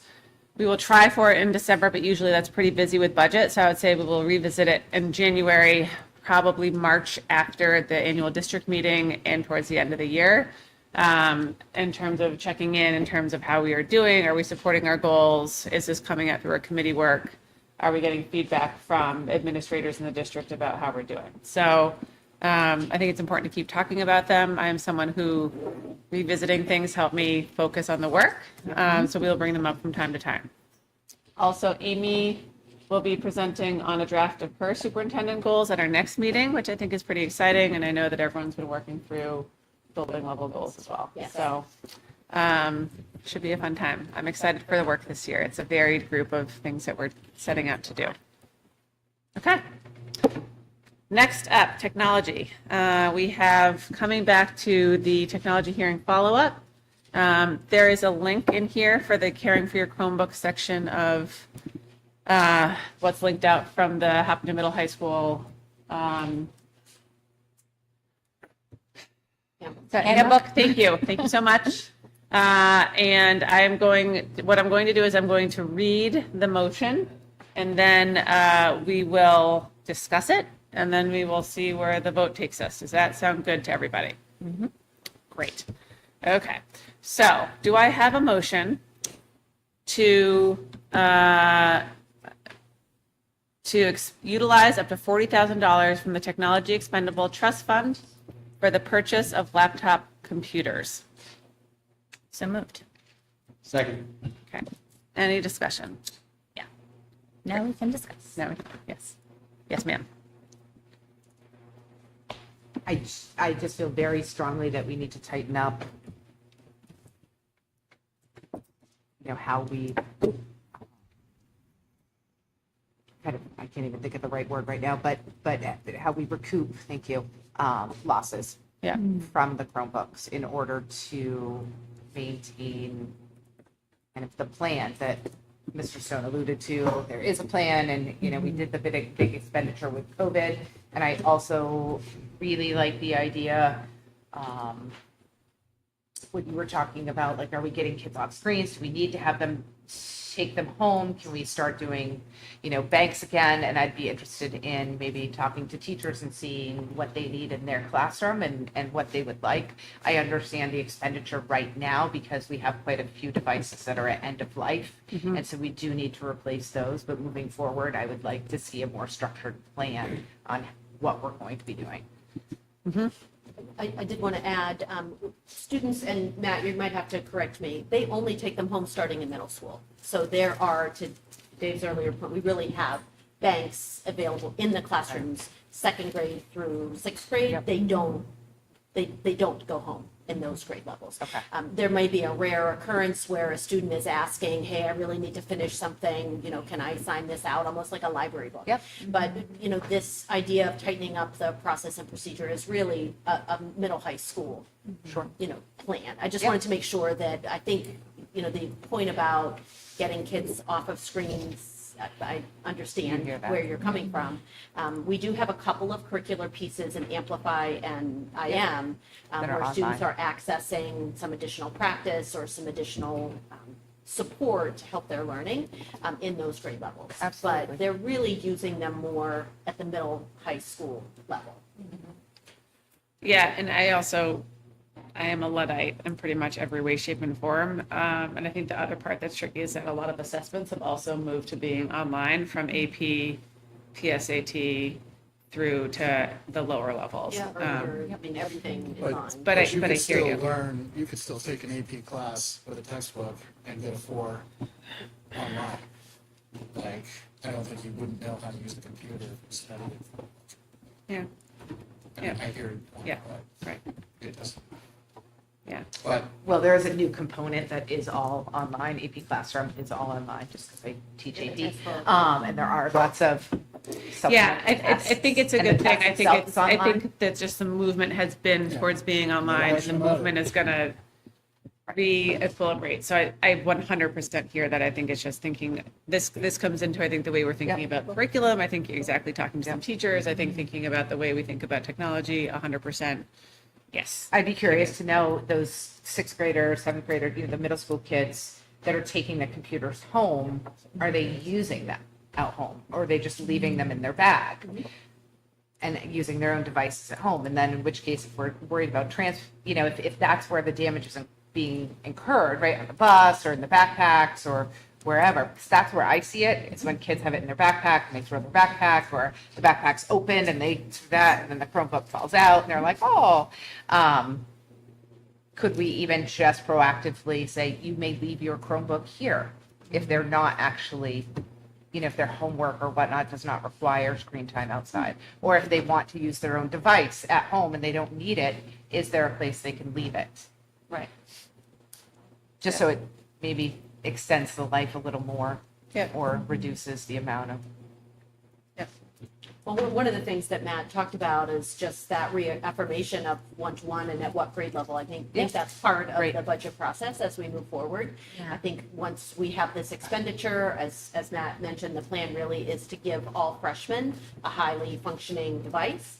As a board, you've talked about continuing to allow kids, especially upperclassmen, bring their own device. I know that you've had some folks reach out to you about sophomores that are maybe taking junior level courses. So as we think about the feedback related to our new policy, one of the reasons that it's required to reaffirm every year is for this dynamic conversation.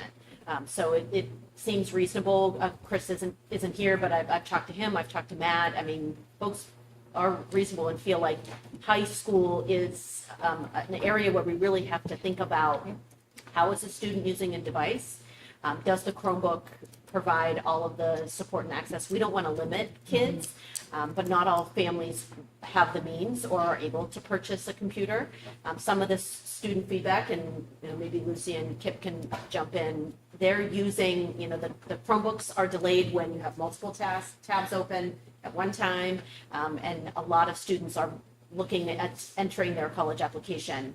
They may want to use their own devices freeze for during that. your Common App. So, we're not saying absolutely that we're not going to continue to have the conversation. And I think it's a good idea to ask students, teachers, how often are you using it? Because I think it would inform how we're going to use resources. If they don't need a Chromebook in 7th grade, maybe we create more banks or locations. Or students that don't have access to a device at home. I mean, really, we are trying to also address equity. Yes. I agree. Yeah, I will say on that real quick that the Chromebooks that we do have, especially the ones, the older ones that are legitimately at the end of their lifetimes, I use a personal computer that's a not a particularly nice Dell from 2015, and it still outperforms those. So it's definitely nice to be able to have your own computer. That being said, though, for the first 2 years of high school, I just used the school computers and got all my work done. Talked a little bit about the AP classes and stuff, and pretty much all of our practice now is exclusively on computers. Other portion of that is for the math-centered, the math and science-centered ones. There's also aspects like Desmos graphing calculators, and then again with the PSAT and SAT, which are just I think pretty vital tools for students to learn, and that's not really something they can do without the computers in those specific classes. Now, I'm not saying that computers are necessary in everything, and you can definitely still do plenty of work by hand using pencil and paper, but I just think it's quite nice as a student taking a lot of these AP classes to be able to get a feel for and be able to navigate all the tools you'll have for these upcoming tests. So, and that being said, I have tons of problems with the College Board myself, but that's besides the point. So, Thank you, Yeah, Kip. I agree with everything Kip said, especially, yeah, there are some things like the College Board website that will not get better if you get a new device. I will say my perspective has changed. I'm now a bring your own device user as of today. And I feel like it's just hard to make a distinction because there are a lot of things that a Chromebook can do, but it's just a matter of patience. And sometimes you just don't, it's not necessary to have that patience when it would be nice to have a higher performing computer and to not have to wait for lagging, like, you know, when the rest of the class is moving on. That being said, I'm in classes, AP classes, where a lot of students have their own devices that are high performing. So I think the perspective on that will shift depending on your course load and sort of what is expected of you for homework and classwork in school. I think it would be different, you know, throughout the student body. But yeah. yeah, just to clarify, you're not at like much of a competitive disadvantage if you don't have your own personal computer.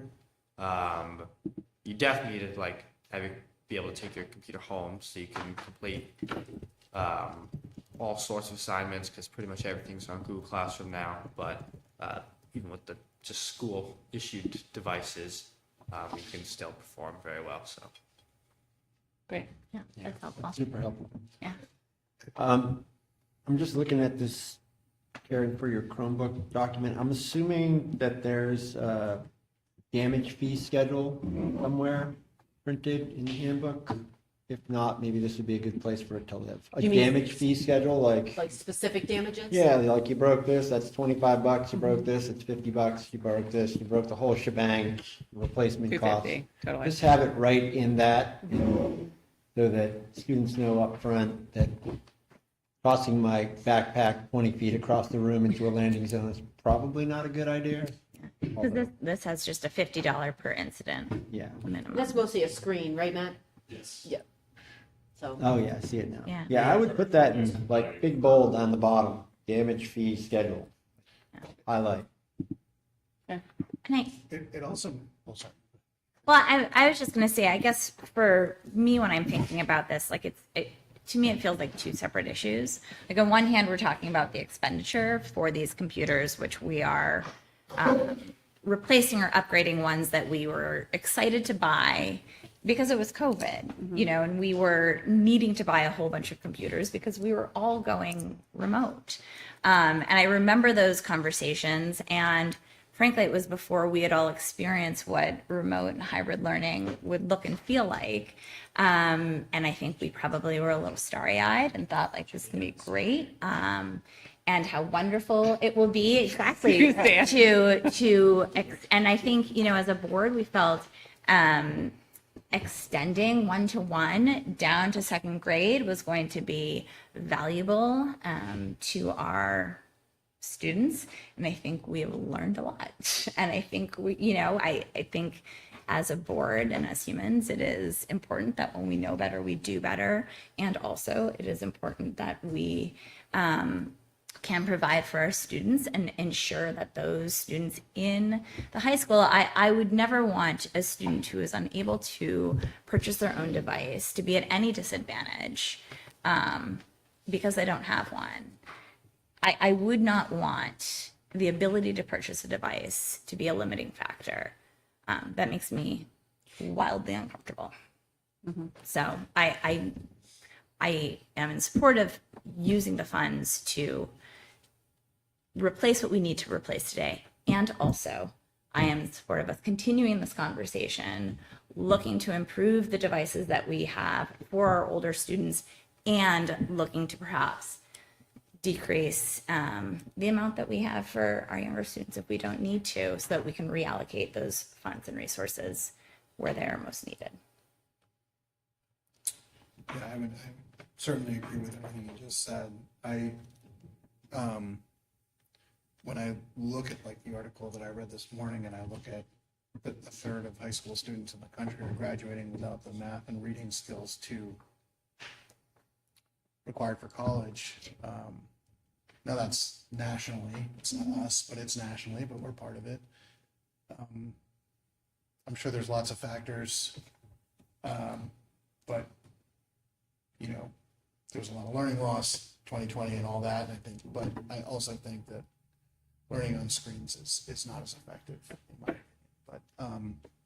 But I also think we've spent a lot of time talking about the sort of cost of replacements, who's damaging. It would be helpful to have some data on how much is being spent per year that isn't coming back to the school. Just so we knew what that number was. I think that would be helpful. Unless we have it, Dulcie, and I haven't looked at it. Looks like we're trying to find it. Just looking at the budget. There's a budget thing, and then Matt has in the past, and we can do this, Matt in the past has provided updates on numbers of things that are being replaced and what that is, but yeah, we can pull together. I'm just thinking about, are we talking about hundreds of dollars? Are we talking about thousands of dollars or tens of thousands of dollars? There's also some practice side work that goes on, pre-becoming, Yeah. that kind of thing, so. Well, and also a computer that costs $230 is going to depreciate, so that's tricky. That's a moving target too, right? If you've had it for 5 years and then somebody breaks it, that's not the same as if they break it on day one that they have it. So Right. I realize that this is a difficult thing to try to get our heads around, but I also think we've heard comments and we've been talking about it, but we don't really have a sense as to what the number is, Yeah. So. Just a comment. Well, we do have a technology report in 2 weeks. Matt's probably super excited about it. But I think that's all fair. And I agree with everything, right? I think it's we have the chunk of technology that I think we can and should purchase right now. We have an ongoing technology discussion about the use of technology in our schools, and there is the how are we protecting and maintaining our assets. And those three things are there. And then this middle bucket goes across each school and learning program. And I would be remiss if I did not make the point that we talked about last time, which is that although I'm very much for banning screens, the legislature gave us this with virtually no time and a big price tag. So I think it's also important to say that this is a largely an unfunded mandate coming from the state that now we need to react to. All right. Any further discussion, my friends? I think we're going to be talking about this Forever. this year. Yep. All right. We are moved. Do any further discussion? Okay, there's a motion on the table. Okay. All those in favor? Aye. Any opposed? Okay, motion carries. Let's purchase some Chromebooks. Thank you, everyone, for your thoughtful and diligent discussion. Technology is a multifaceted area of the work that we do as a district. An evolving target and set of devices, hardware, information systems, etc. Tying into that, one of the things that we debuted last year, which I'm extraordinarily proud of, is our newsletter schedule. We put out, I think, 4 last year, including the budget bulletin, which was a mailer that we also published online. 3? You got to do substitute pay. Oh, did I skip substitute pay? Yeah. Oh my God, I'm so sorry. I'm open. All right, substitute pay. Laura, are you ready? No, Yeah, it's okay. ready. Let's go for it. Yeah, go for it. Yeah. Yeah, I was asked to provide an annual review of our substitute pay for substitute teachers. We also employ substitute IAs, nurses, food service subs, and custodians. So I took a look, and it was very good timing. So I'm part of an HR group here in the state of New Hampshire, and the Londonderry HR group put out a request for benchmarking for sub pay.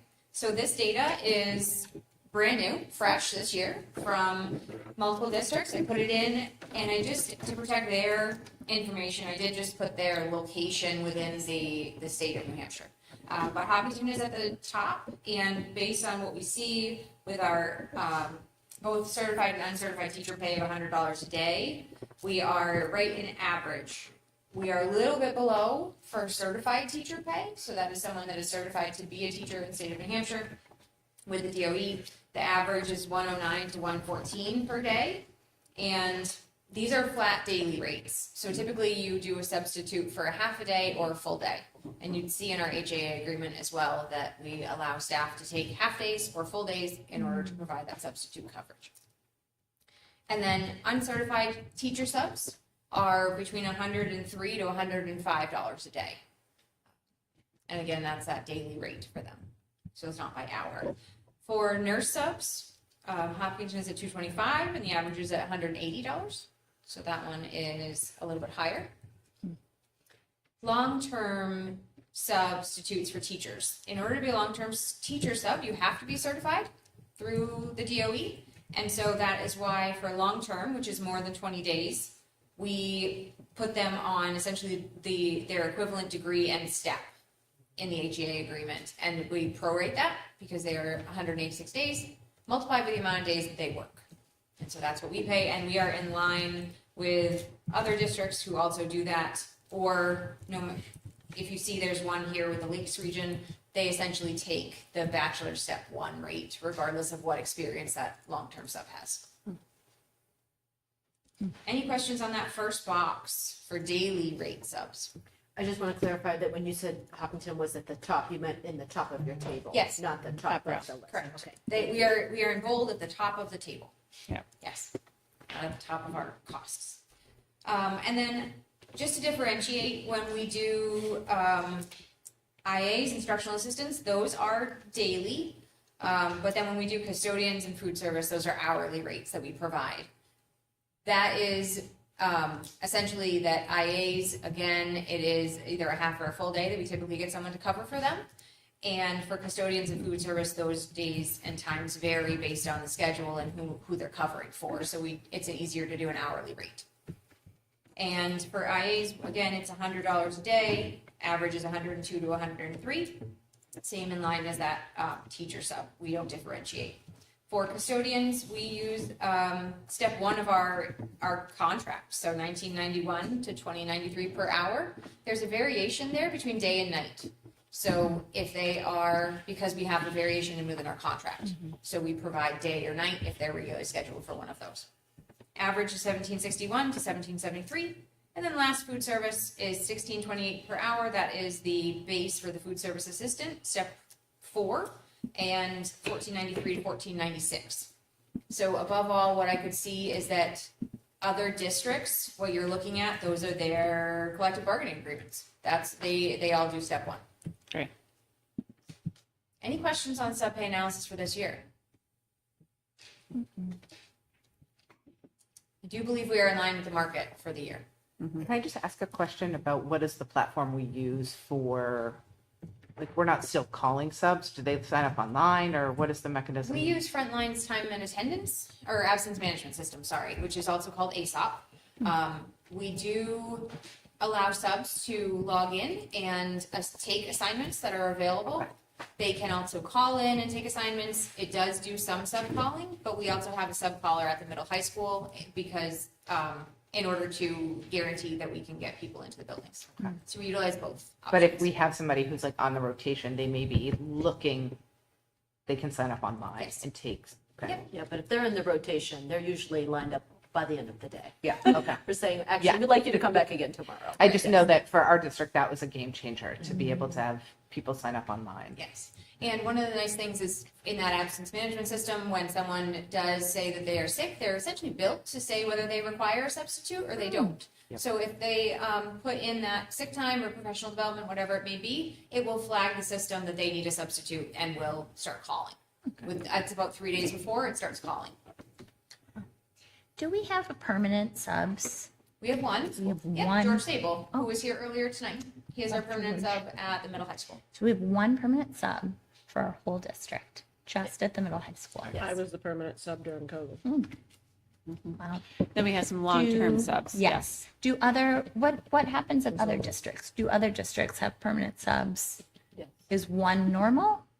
How does that fit for districts? I mean, typically, I would say it's not uncommon to have someone at the high school. Okay. It's also not uncommon, depending on the size of your school, to have a team of permanent subs. I Okay. can, certainly at the elementary level, if you want a highly qualified person that is trained in your program, so for us, that would be Amplify and IM, you bring them on board and ensure that learning can continue to move forward. So it's not uncommon to have permanent subs at the elementary and upper elementary level as well.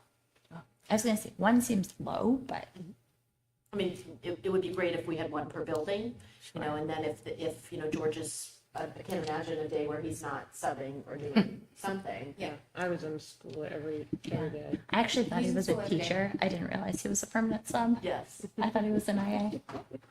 He's also a class officer, so both of the Sables are class of 2027 class officers. So That's amazing. he's always doing something. I see him around all the Yeah, time. he And he's a also- coach. Yeah. He's our middle school cross country. Yeah, I know. My son sees them. Yeah, during school too, he covers a lot of study halls for teachers. Like Ah. whenever he's not doing anything, he'll let like the teacher get an extra prep block Yeah. and go take their study This is halls. why I thought he was not a sub.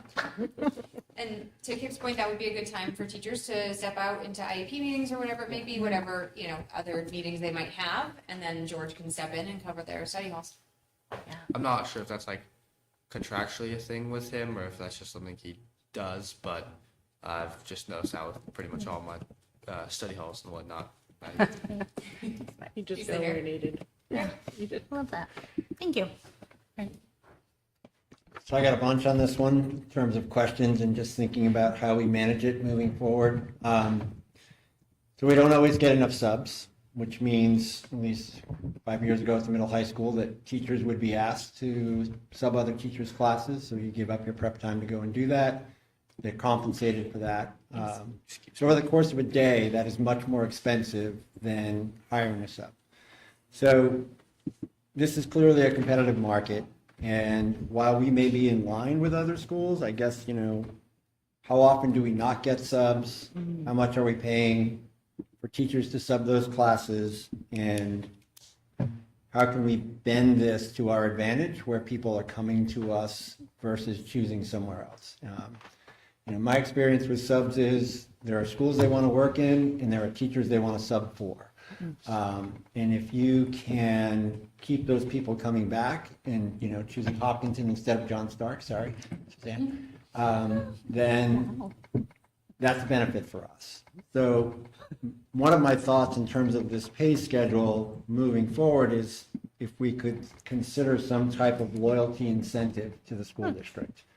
So after you've subbed for us for, 15 days in a row, there's a loyalty incentive, and then the clock starts ticking again to raise their pay scale a little bit, but also to give them a little bit of bait to come to us instead of going to Bow or Concord or somewhere else. So that is a practice that we had at SAU 19. So when the substitute was new, they would receive one pay. If they subbed for 20 days, essentially the pay period after that, they would get an increase in any coverage they had from that point on. And then if they subbed for 30 days or more, they could keep the increase for the following school year. It is a bit of an administrative burden because you have to manually track those. The system cannot flag how many days an employee works. How many days a substitute works. And the way that we handle subs right now is they're essentially assigned, if they don't take the class, right, in ASOP, we have to make sure they're assigned in there. So it does have an administrative piece that we would need to implement. In addition, it would add to our substitute budget, which is about $152,000 this year. And that does include long-term subs and regular.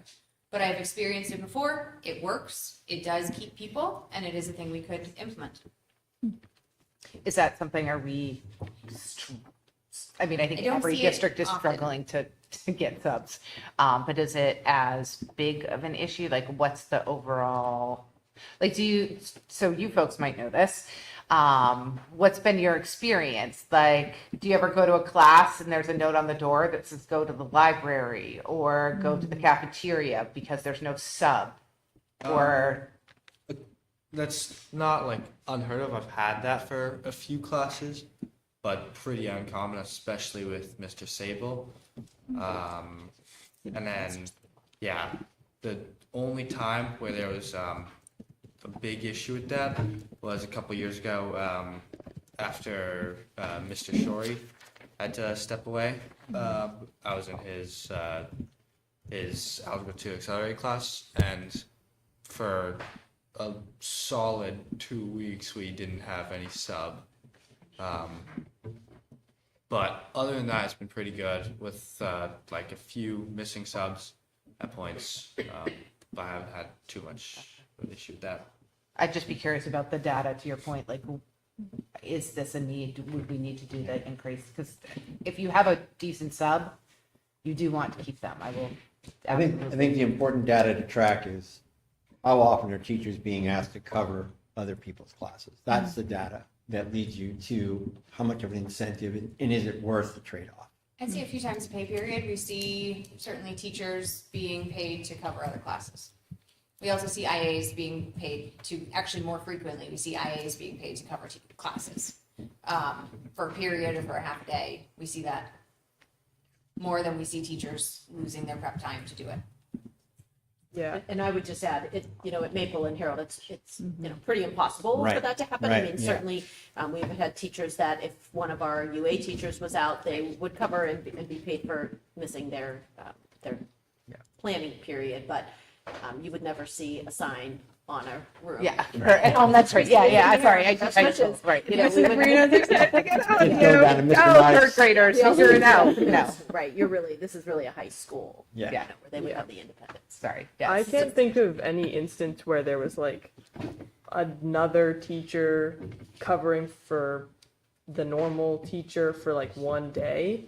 But the only sort of instance I've had with a long-term like sort of teacher filling in was in the case of, I think it was, it would have been a parental leave. It was like 3 weeks, I think, and they were unable to find, I believe it was just that the problem was they were unable to find a math sub who could cover the pre-calculus material at that time.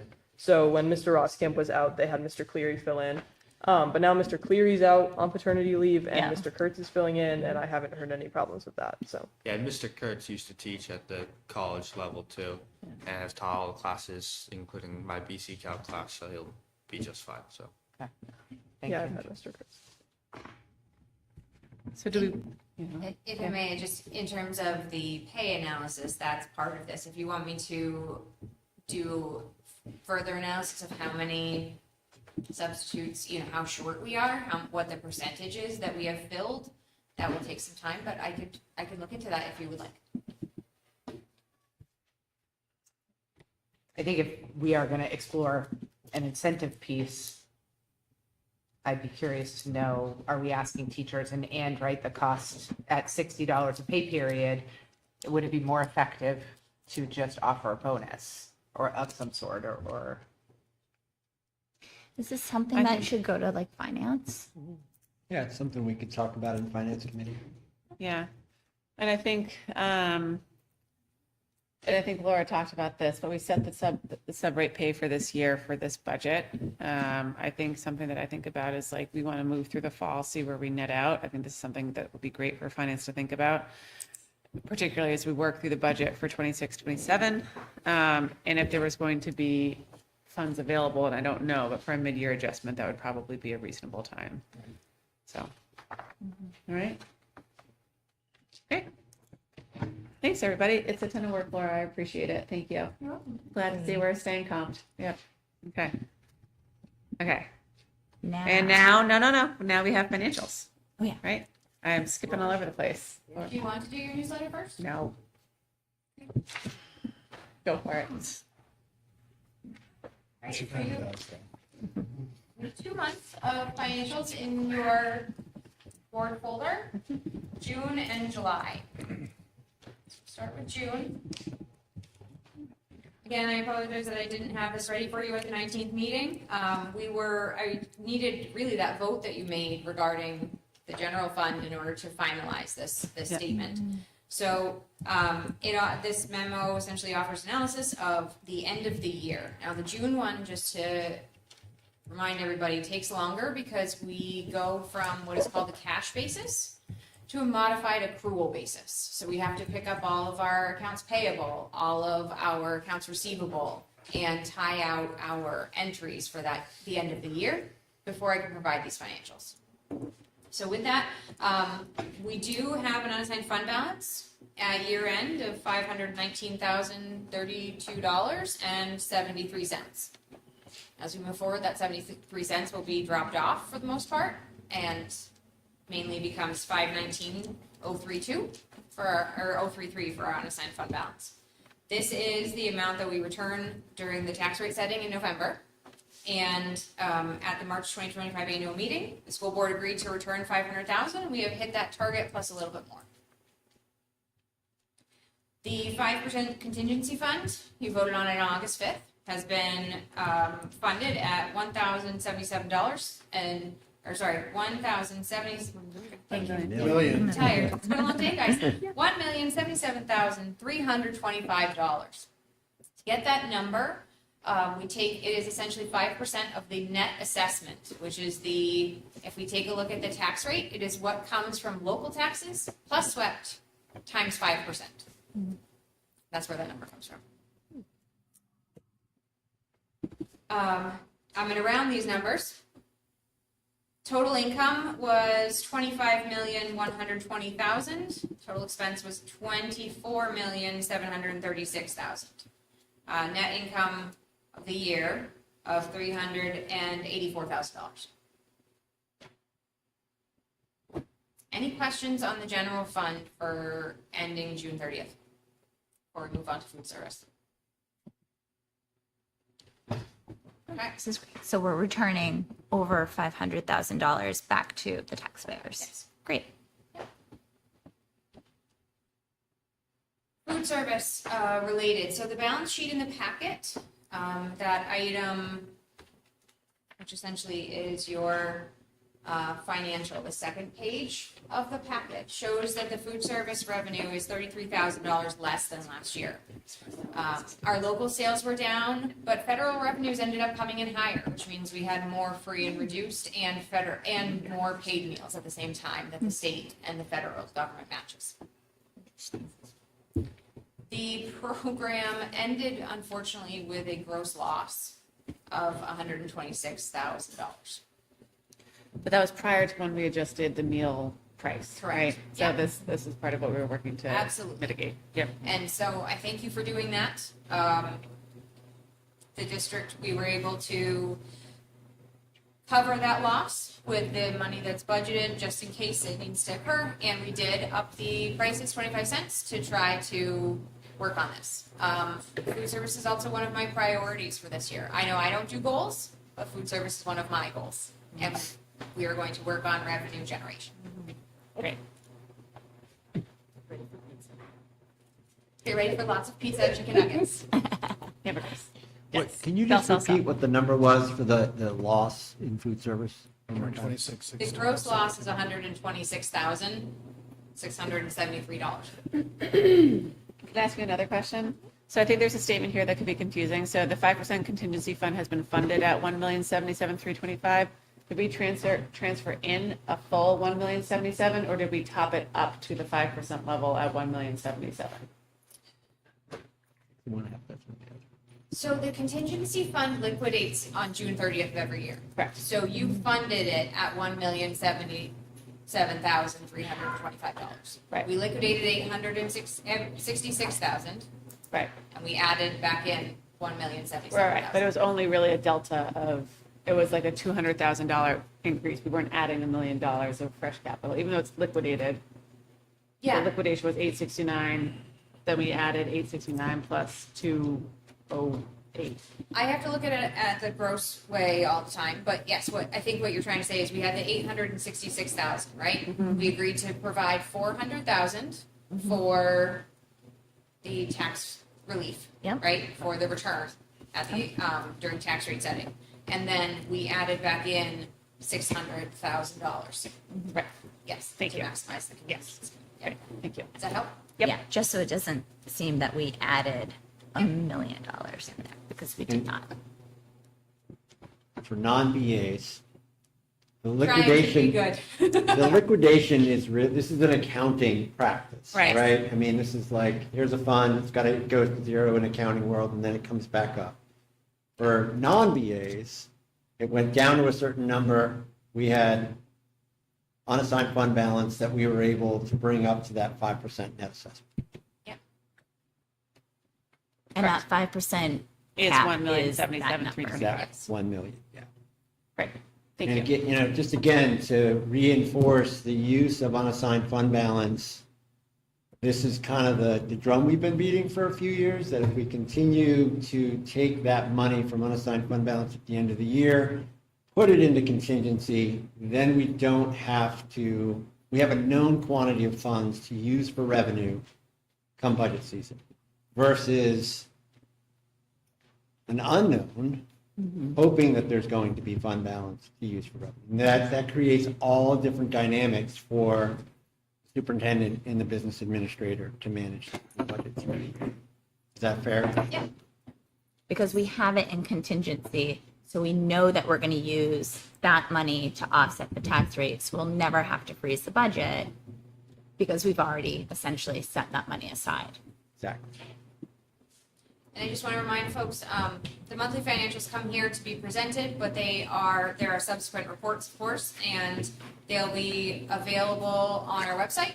I do upload them after we have discussed them here. It'll take me a couple of days, but then they'll be up there for the public to review in total. Amazing. Laura, can I ask a question about food service? Just Yeah. because, not a math teacher. So revenue, whatever we made last year, right? Revenue was 33,000 below what they made last year. But then you said federal funding came in a little higher. But either way, how 126, that the math isn't mathing for me. Can you explain it to me in, like, I'm in 5th grade? Yeah. Here somewhere. Like, where's the rest of the deficit? We spent Besides, We spent more. But we didn't sell as much, but we still spent more than last year. And we were selling meals, Okay. and we were selling so we meals on a also, loss. expenditure was more than last year Yes. as well. Yes. Okay. Revenue was less, the expenses were more. Okay. Yeah. Every meal we were losing money. Yeah. Makes I- sense, Our 'cause food of cost food costs. was significant, Yep. yes, it was I- significantly higher. No, yeah, no. So I was like, wait a I'm minute. just making a Yeah, general no, comment. it does. Okay. Do we know what was because there was a surplus last year, what was the revenue last year? Right, because there was a fund balance. We were able to take So- There's 44,000. prior year. Yeah. Yep, if you take a look Yeah. at, Lord knows the codes. I know. Are you asking for a specific code or are you just asking for total? I think she doesn't, if you direct her, she doesn't direct her to what page Okay. and what to look at. Yep. If we take a look at page 4, Of the June. Of June. Yep. of our June financials, yes. Yep. So I do want to just point one thing out. When I do these financial statements, the 5/31/25 and the 6/30/2024 they do not come from our financial system. They come from reports that you have already seen. So if somehow that 6/30/2024 is changed after this is presented, that's where this variation is here. Because our system does say that we have a $33,000 revenue loss. You will see here that it says that we don't. So I can modify that Okay. and get back to you, because that number that we're looking at on page 4, Yep. I can try to rerun that for you, Suzanne, but so that we can see it the right way. But if you want to take a look at page 2, this may be helpful. I see. This is the part I wanted you to see. 6/30/2024 on page 2, food service revenue, $564,000. 6/30/2025 revenue is $495. Maybe in June here. If we move Page to- 2. Here. If we can pause just for a second, part of what I want to do with these is make them a little bit more user-friendly, these monthly financials, make them a little bit clearer, make them a little bit easier to generate and more up to date. Because again, if there are modifications that occur after because we had a journal entry and we found an expense in the wrong spot or something, these change. So I just want you to take a quick look at July before we get back to the June questions. July is my projected new financials.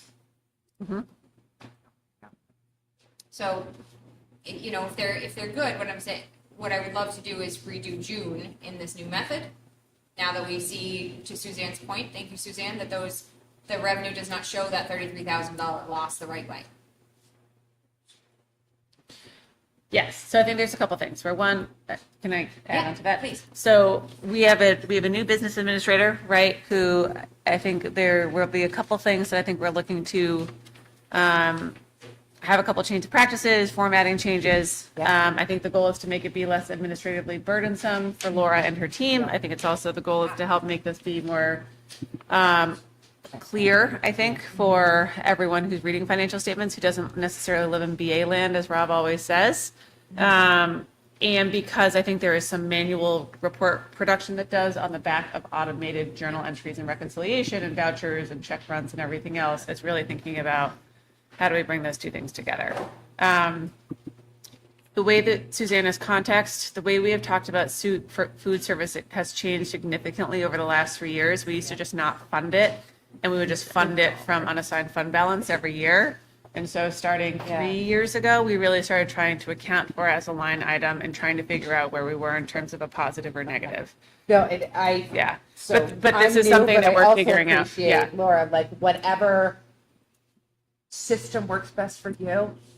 Yeah. Like, right? Yeah. I'm like, you, because like this is again above my pay grade. Like I don't, right? Well, I found it. So if you look at page 2, if we go back to page 2, if you would, total income. In June, we're talking. Yes, In June. back to June. Total income, 6/30/2024 is $483,000. Yep. Total income, 6/30/2025 is $450,777. That's where the number comes from. Okay. And then we used fund balance. But the bigger issue is that the 25 cents that we allocated per lunch is It's not going to probably be not. enough, but it's going to get us closer. But maybe all of the parents are going to say, you know what, guys, we're just going to buy for school lunches, and then we'll be able to get better economies of scale, and maybe we'll also start to close the gap. Who could say? Chicken Buy nuggets lunches. for the win. Chicken nuggets. All right. But yes, it's like we got to do this a couple different ways. Okay. All right.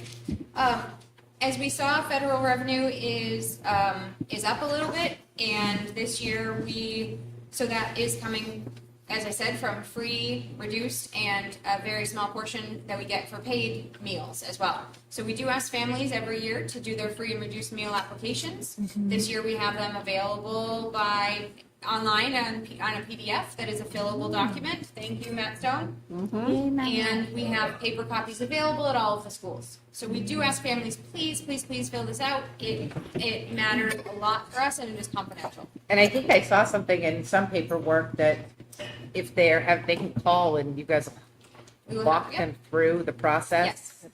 I think I saw that. The other two things that I think are worth noting is that having an online form is supposed to increase free and reduced quite a bit. Free and reduced is also used as a grant metric for many, many different things. Adequacy metric. Adequacy metric. There are also coming back to family participation in our district. Some families who are consistently behind on their hot lunch bills, and this is something that I think we're thinking about as well. So, yeah.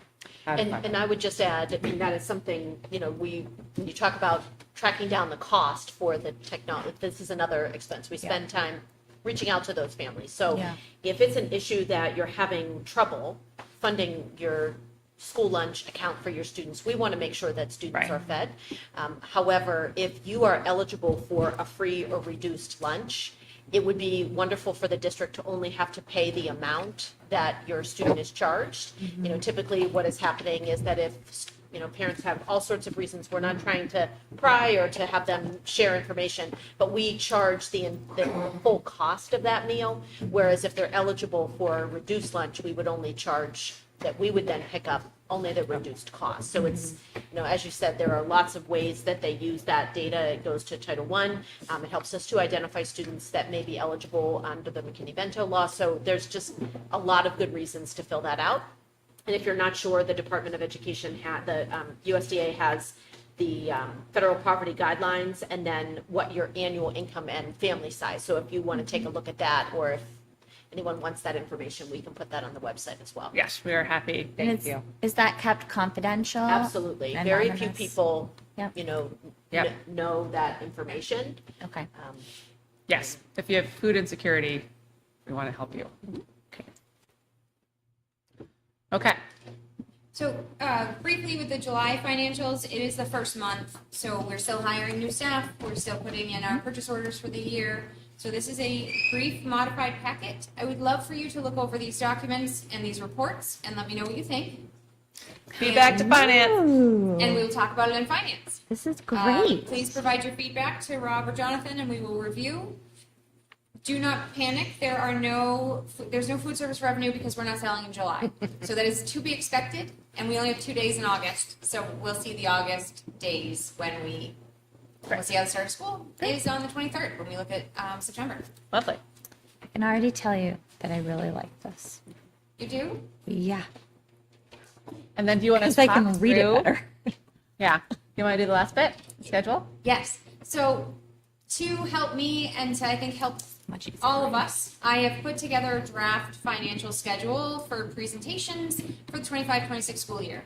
So this is all of the dates that I will be bringing forward items, financials, nominations, school forms or state forms that we need to look at. So I would love for you to take a look at this, provide me any feedback, and we can finalize it on the 23rd. It is in the board packet for the 9th and the 23rd. The late, great Janet Krasaniak once told me that if you tell people when to expect information, that's half the battle. It is like my ethos to life. I love this. Thank you very much. Yes. All right. Any thoughts, questions, anything for Laura? Thank you. Yeah. Laura, I'm just going to look at the calendar. We can sit down and like superimpose it to when budget committee meetings happen. Of course. Because we have a meeting tomorrow. Right. So the financials today, obviously we didn't send it to them. If we send it to them now, doesn't really matter because nobody's going to really have had time. So we just need to think about that cycle so that I can inform them as to when stuff is available or where to look. Okay. Absolutely. That'd be great. And I have their draft agenda, their draft meeting schedule as well, so I can take a look at that. Right. Great. Thank you, Laura. Thank you very much. Okay. I think you can now I think we talk. can talk about newsletter. Okay, great. All right. Okay, guys. So we did a newsletter last year. This year we were hoping to do 4, October, January, March, May. We might tweak January, March a little bit to try to get out the packet earlier, later, right? I think in here we have the annual meeting on the 14th. So if we get it out right around the beginning of March, we should be in good shape right after vacation, I think is when we tried to do it last year ahead of the meeting. So it landed in people's mailboxes and we were good to go. As you guys might recall, last year, one of the first things we talked about was really what does the school board do? When do we meet? All the jazzy things. I think we can do a little bit of that this year. We have new parents who are coming into the school district and do a little refresh, their link to the older newsletter. I think we can also do some board basics that would loop into some of the things we've talked about, right? Like how do you set up your school lunch payments? What does bell to bell look like? Making sure that people know some of the information that our principals talked about tonight. But please think about, I think at the next meeting, we will talk through the topics and assign things out. So if there are things that you think we should be talking about with the district and the community as a board, I would be thrilled. I think we should also include our goals. But I love the newsletter, so just let me know. All right. Terrific. Next up, policy. Oh, yes. Okay. So for policy, we have no first reads this evening. We did have a policy meeting last week. Last Thursday. Thank you. Like, time has no meaning anymore. We had a policy meeting last Thursday, but really what we talked about was more of a game plan for how we are going to be tackling policies. I think this year we're going to try to tackle policies as, what did you call them, Amy? Like groups of Batches. policies? Like right now, Batches. we're gonna bring some A's and then Yes. a group of J's, like the ones that kind of sort of go together. Yes. So, and a little less scattershot. But tonight we're going to still be looking at some scattershot policies. So no first reads. For second reads, we have two policies that we brought last time, EHB records retention and ECA building and ground security. And then we have 4 policies for final reads and adoption tonight, which are AB, Parental Bill of Rights, KI, Visitors to the Schools, JFABD, Admission of Homeless Children and Unaccompanied Youth, and JFABE, Education of Children in Foster Care. And then we have a final read of JICJ, Unauthorized Communication Devices, which we had already approved and waived our 3 full reads prior to approval, but are still required to do our all 3 reads according to our policy. So with that, I am looking for a motion to approve those final 4 policies, ABKI, JFABD, and JFABE as presented. So moved. Second. Great. Any discussion? It's a ton of work. Thank you, guys. Thank you. All right, all in favor? Aye. Any opposed? That's it. Thanks. And then just get ready for a lot more policies. Terrific. Thank you, guys. All right, consent? How are we feeling, champs? Wonderful. Personnel report. Wonderful. We'll start with new hires. Kudos to Matt and Amy, we have found a network administrator. We would like to bring forward Alex Locke to the network administrator position. Great. And he replaces Mike Montour. We have no resignations currently. Current employees with changes to contracts. So last time we met, I brought forth Kristen Dineski, who is our occupational therapist, for a temporary 1.0 to cover maternity leave. And that extended through January 5th. This request here with changes to contract is to make her a 1.0 through the end of the FY26 school year. So January through June. The reason we asked this is when I was talking with Kristen regarding her assignments and her work, it became very clear that she has students for her current 31.875 hours per week. So she is with students that whole time. She's got over 20 students that she case manages. And then there's no time for her to do the other pieces of her job, the evals, the reports, and the IEPs. And those all require time. She has been kind enough to do that on her own.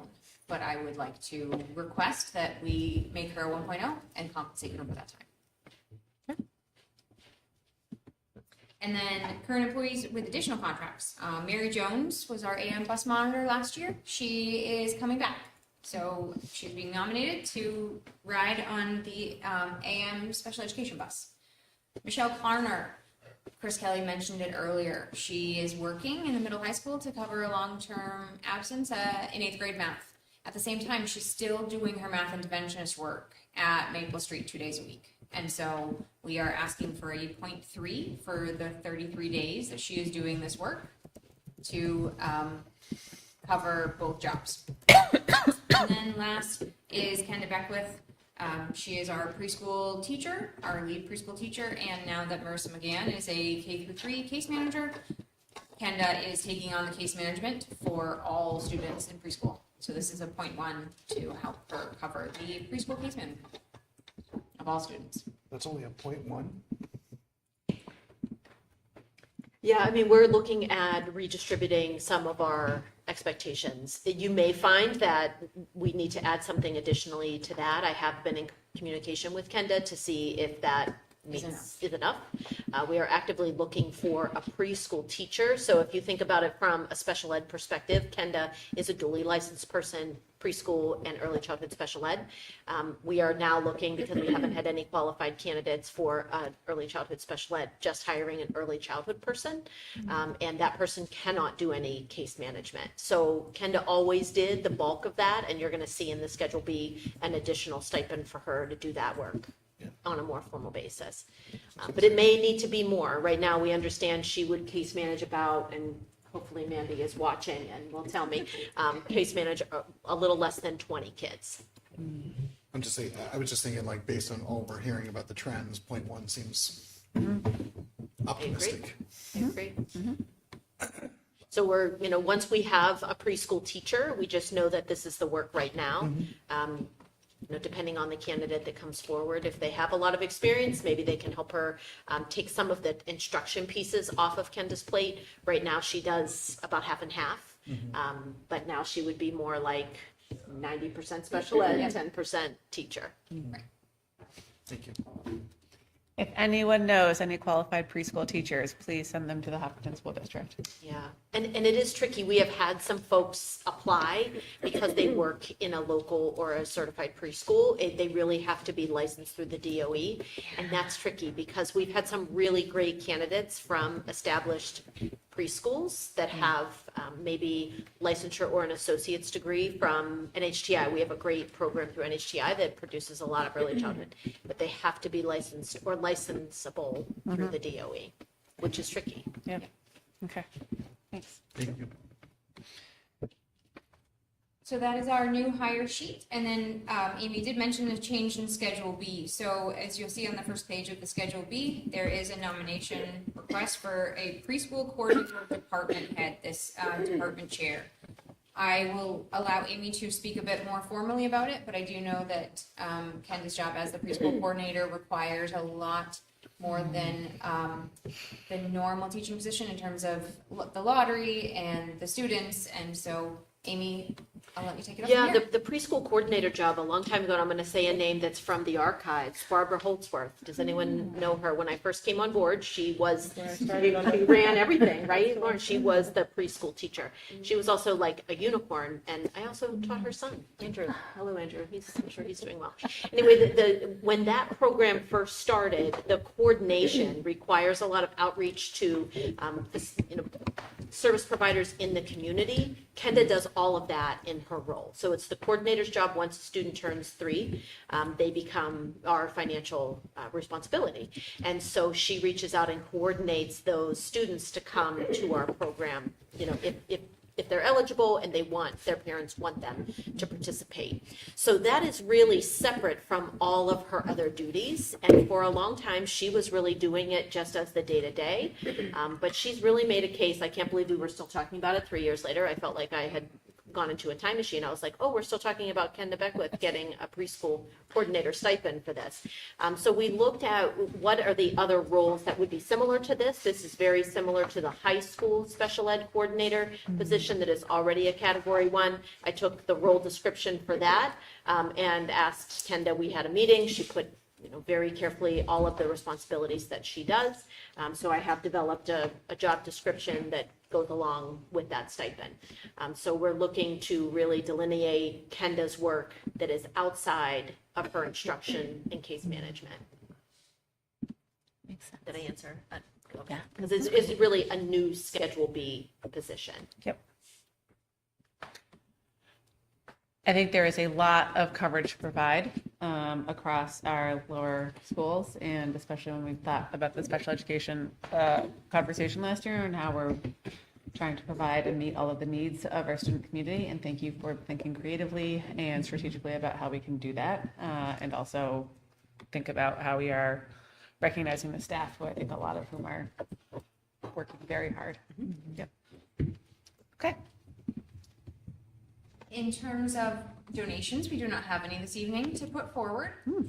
And typically in the consent agenda, you do approve the monthly financials. So I would ask that you approve July, and I will bring June as a revised on September 23rd with a little clearer presentation on the food service numbers for you. Okay. All right. Superintendent update. Well, the school year is off to a great start. I will say a lot of folks already stole some of the thunder that I was going to talk about, but I do feel like I also want to acknowledge the community's patience as we manage that temporary bus shortage. Laura and I had a lot of meetings with our first student rep. I think we came out of that with a broader understanding of really the shortages that they're facing, not just locally, but nationally. We do have a great working relationship with First Student. I think there were a lot of apologies back and forth about this, but we can't tell you that this won't continue to happen. They really don't have any sub drivers, and it is just going to be ongoing. We have some problem solving to do that maybe in the future we won't just continue to cut the same route. We do have some flexibility in putting kids on other buses, but we try to manage that. But we do know that it was a real inconvenience and unsettling, especially the first week of school, because some kids, the tags that Patrice and Dr. Sindoni talked about, that really came out of that because there are 5-year-olds can't read, so they would have a bus note and give it to the bus driver, and they don't know what it says. So we've tried to come up with some new operational pieces. The paving project downtown, I don't know if anyone saw the dismissal this afternoon. It was pretty bananas. I mean, really, they were in the process of paving hot tar while we were dismissing. Whatever that machine is rolled by and kids walked on it 2 minutes later. We did have a student that fell. I mean, so it is just a really complicated time to have a paving project. So thank you to everyone. The traffic up here has been crazy. Another shout out to Jim and his team, facilities, operation. They did a ton of work this summer and still working on it. I mean, you'll see that he still has projects that don't displace students, but other staff are working in those areas. Staffing remains solid. As we've said, we're looking for a preschool teacher, an instructional assistant at Harold Martin. We did have someone, and at the last minute they decided to stay where they were. So we did have someone, and hoping to fill that perhaps for the next meeting. And then, as Principal Kelly said, we have an instructional assistant position at the middle high school, and we continue to look for some coaches and substitutes across the board. At one of our last meetings, we talked about the certified report under House Bill 2, the DEI provisions that has been submitted by the September 5th deadline on behalf of the district. We are continuing to implement the bell-to-bell. We've also submitted all our final policy to the DOE at their request. So if you're seeing any of those calls, we've remained in compliance. Families received and continue to receive a lot of communication around expectations, schedules, policies prior to the opening day. If as a member of a school community, you are not getting that information, they come out through Parent Square, please reach out to your teacher or your building principal, and we can ensure that you're getting those updates. As the principals noted, we've had meet the teacher opportunities at every school, whether it was a pizza party, an ice cream social, meet the teacher at the high school. So again, helping to strengthen those school and home connections. And the leadership team here, as you hopefully we're in communication with each other pretty much every day. And so we're just, again, trying to ensure consistent practices across the district.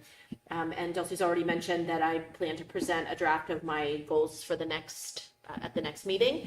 If you have specific feedback for me that you'd like me to consider, please feel free to send me a message. I'm going to use your goals as a base, but also the principal's goals so that there's some alignment around them. Great.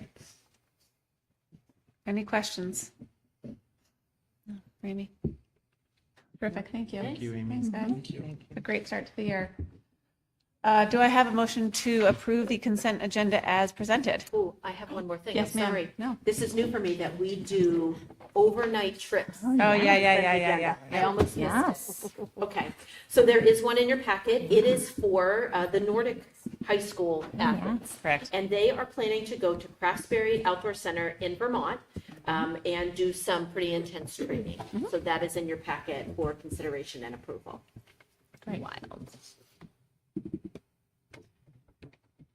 Way to go, Nordic. All right. Do I have a motion to approve the consent agenda as presented? So moved. Second. Great. Any discussion? All right. Thank you, everyone.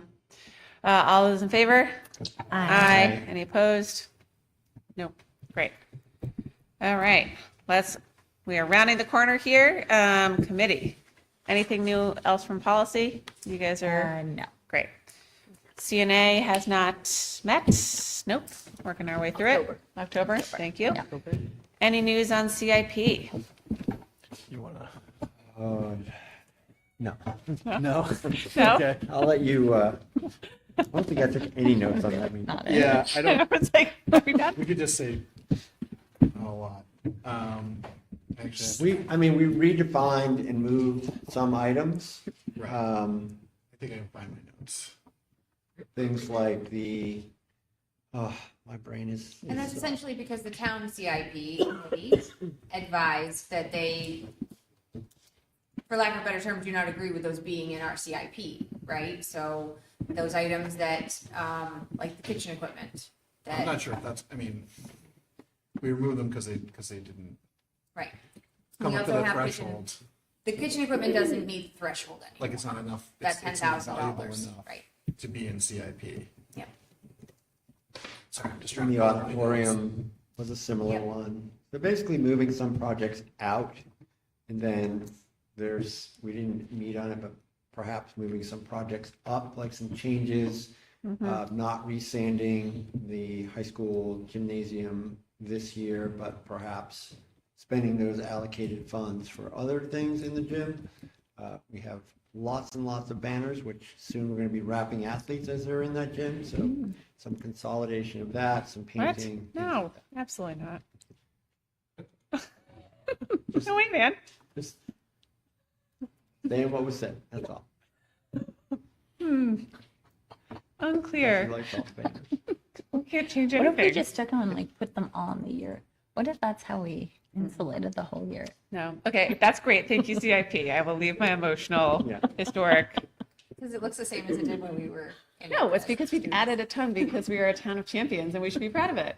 Including a New England track championship who was supposed to get like a 20 by 100 banner. Maddie Lane. Just kidding. Continue. Sorry. I'm getting spicy. But of course, everyone that participates in sports, whether they win or lose, should be supported. Safety and security, we are meeting in a couple weeks, right? Yep, great.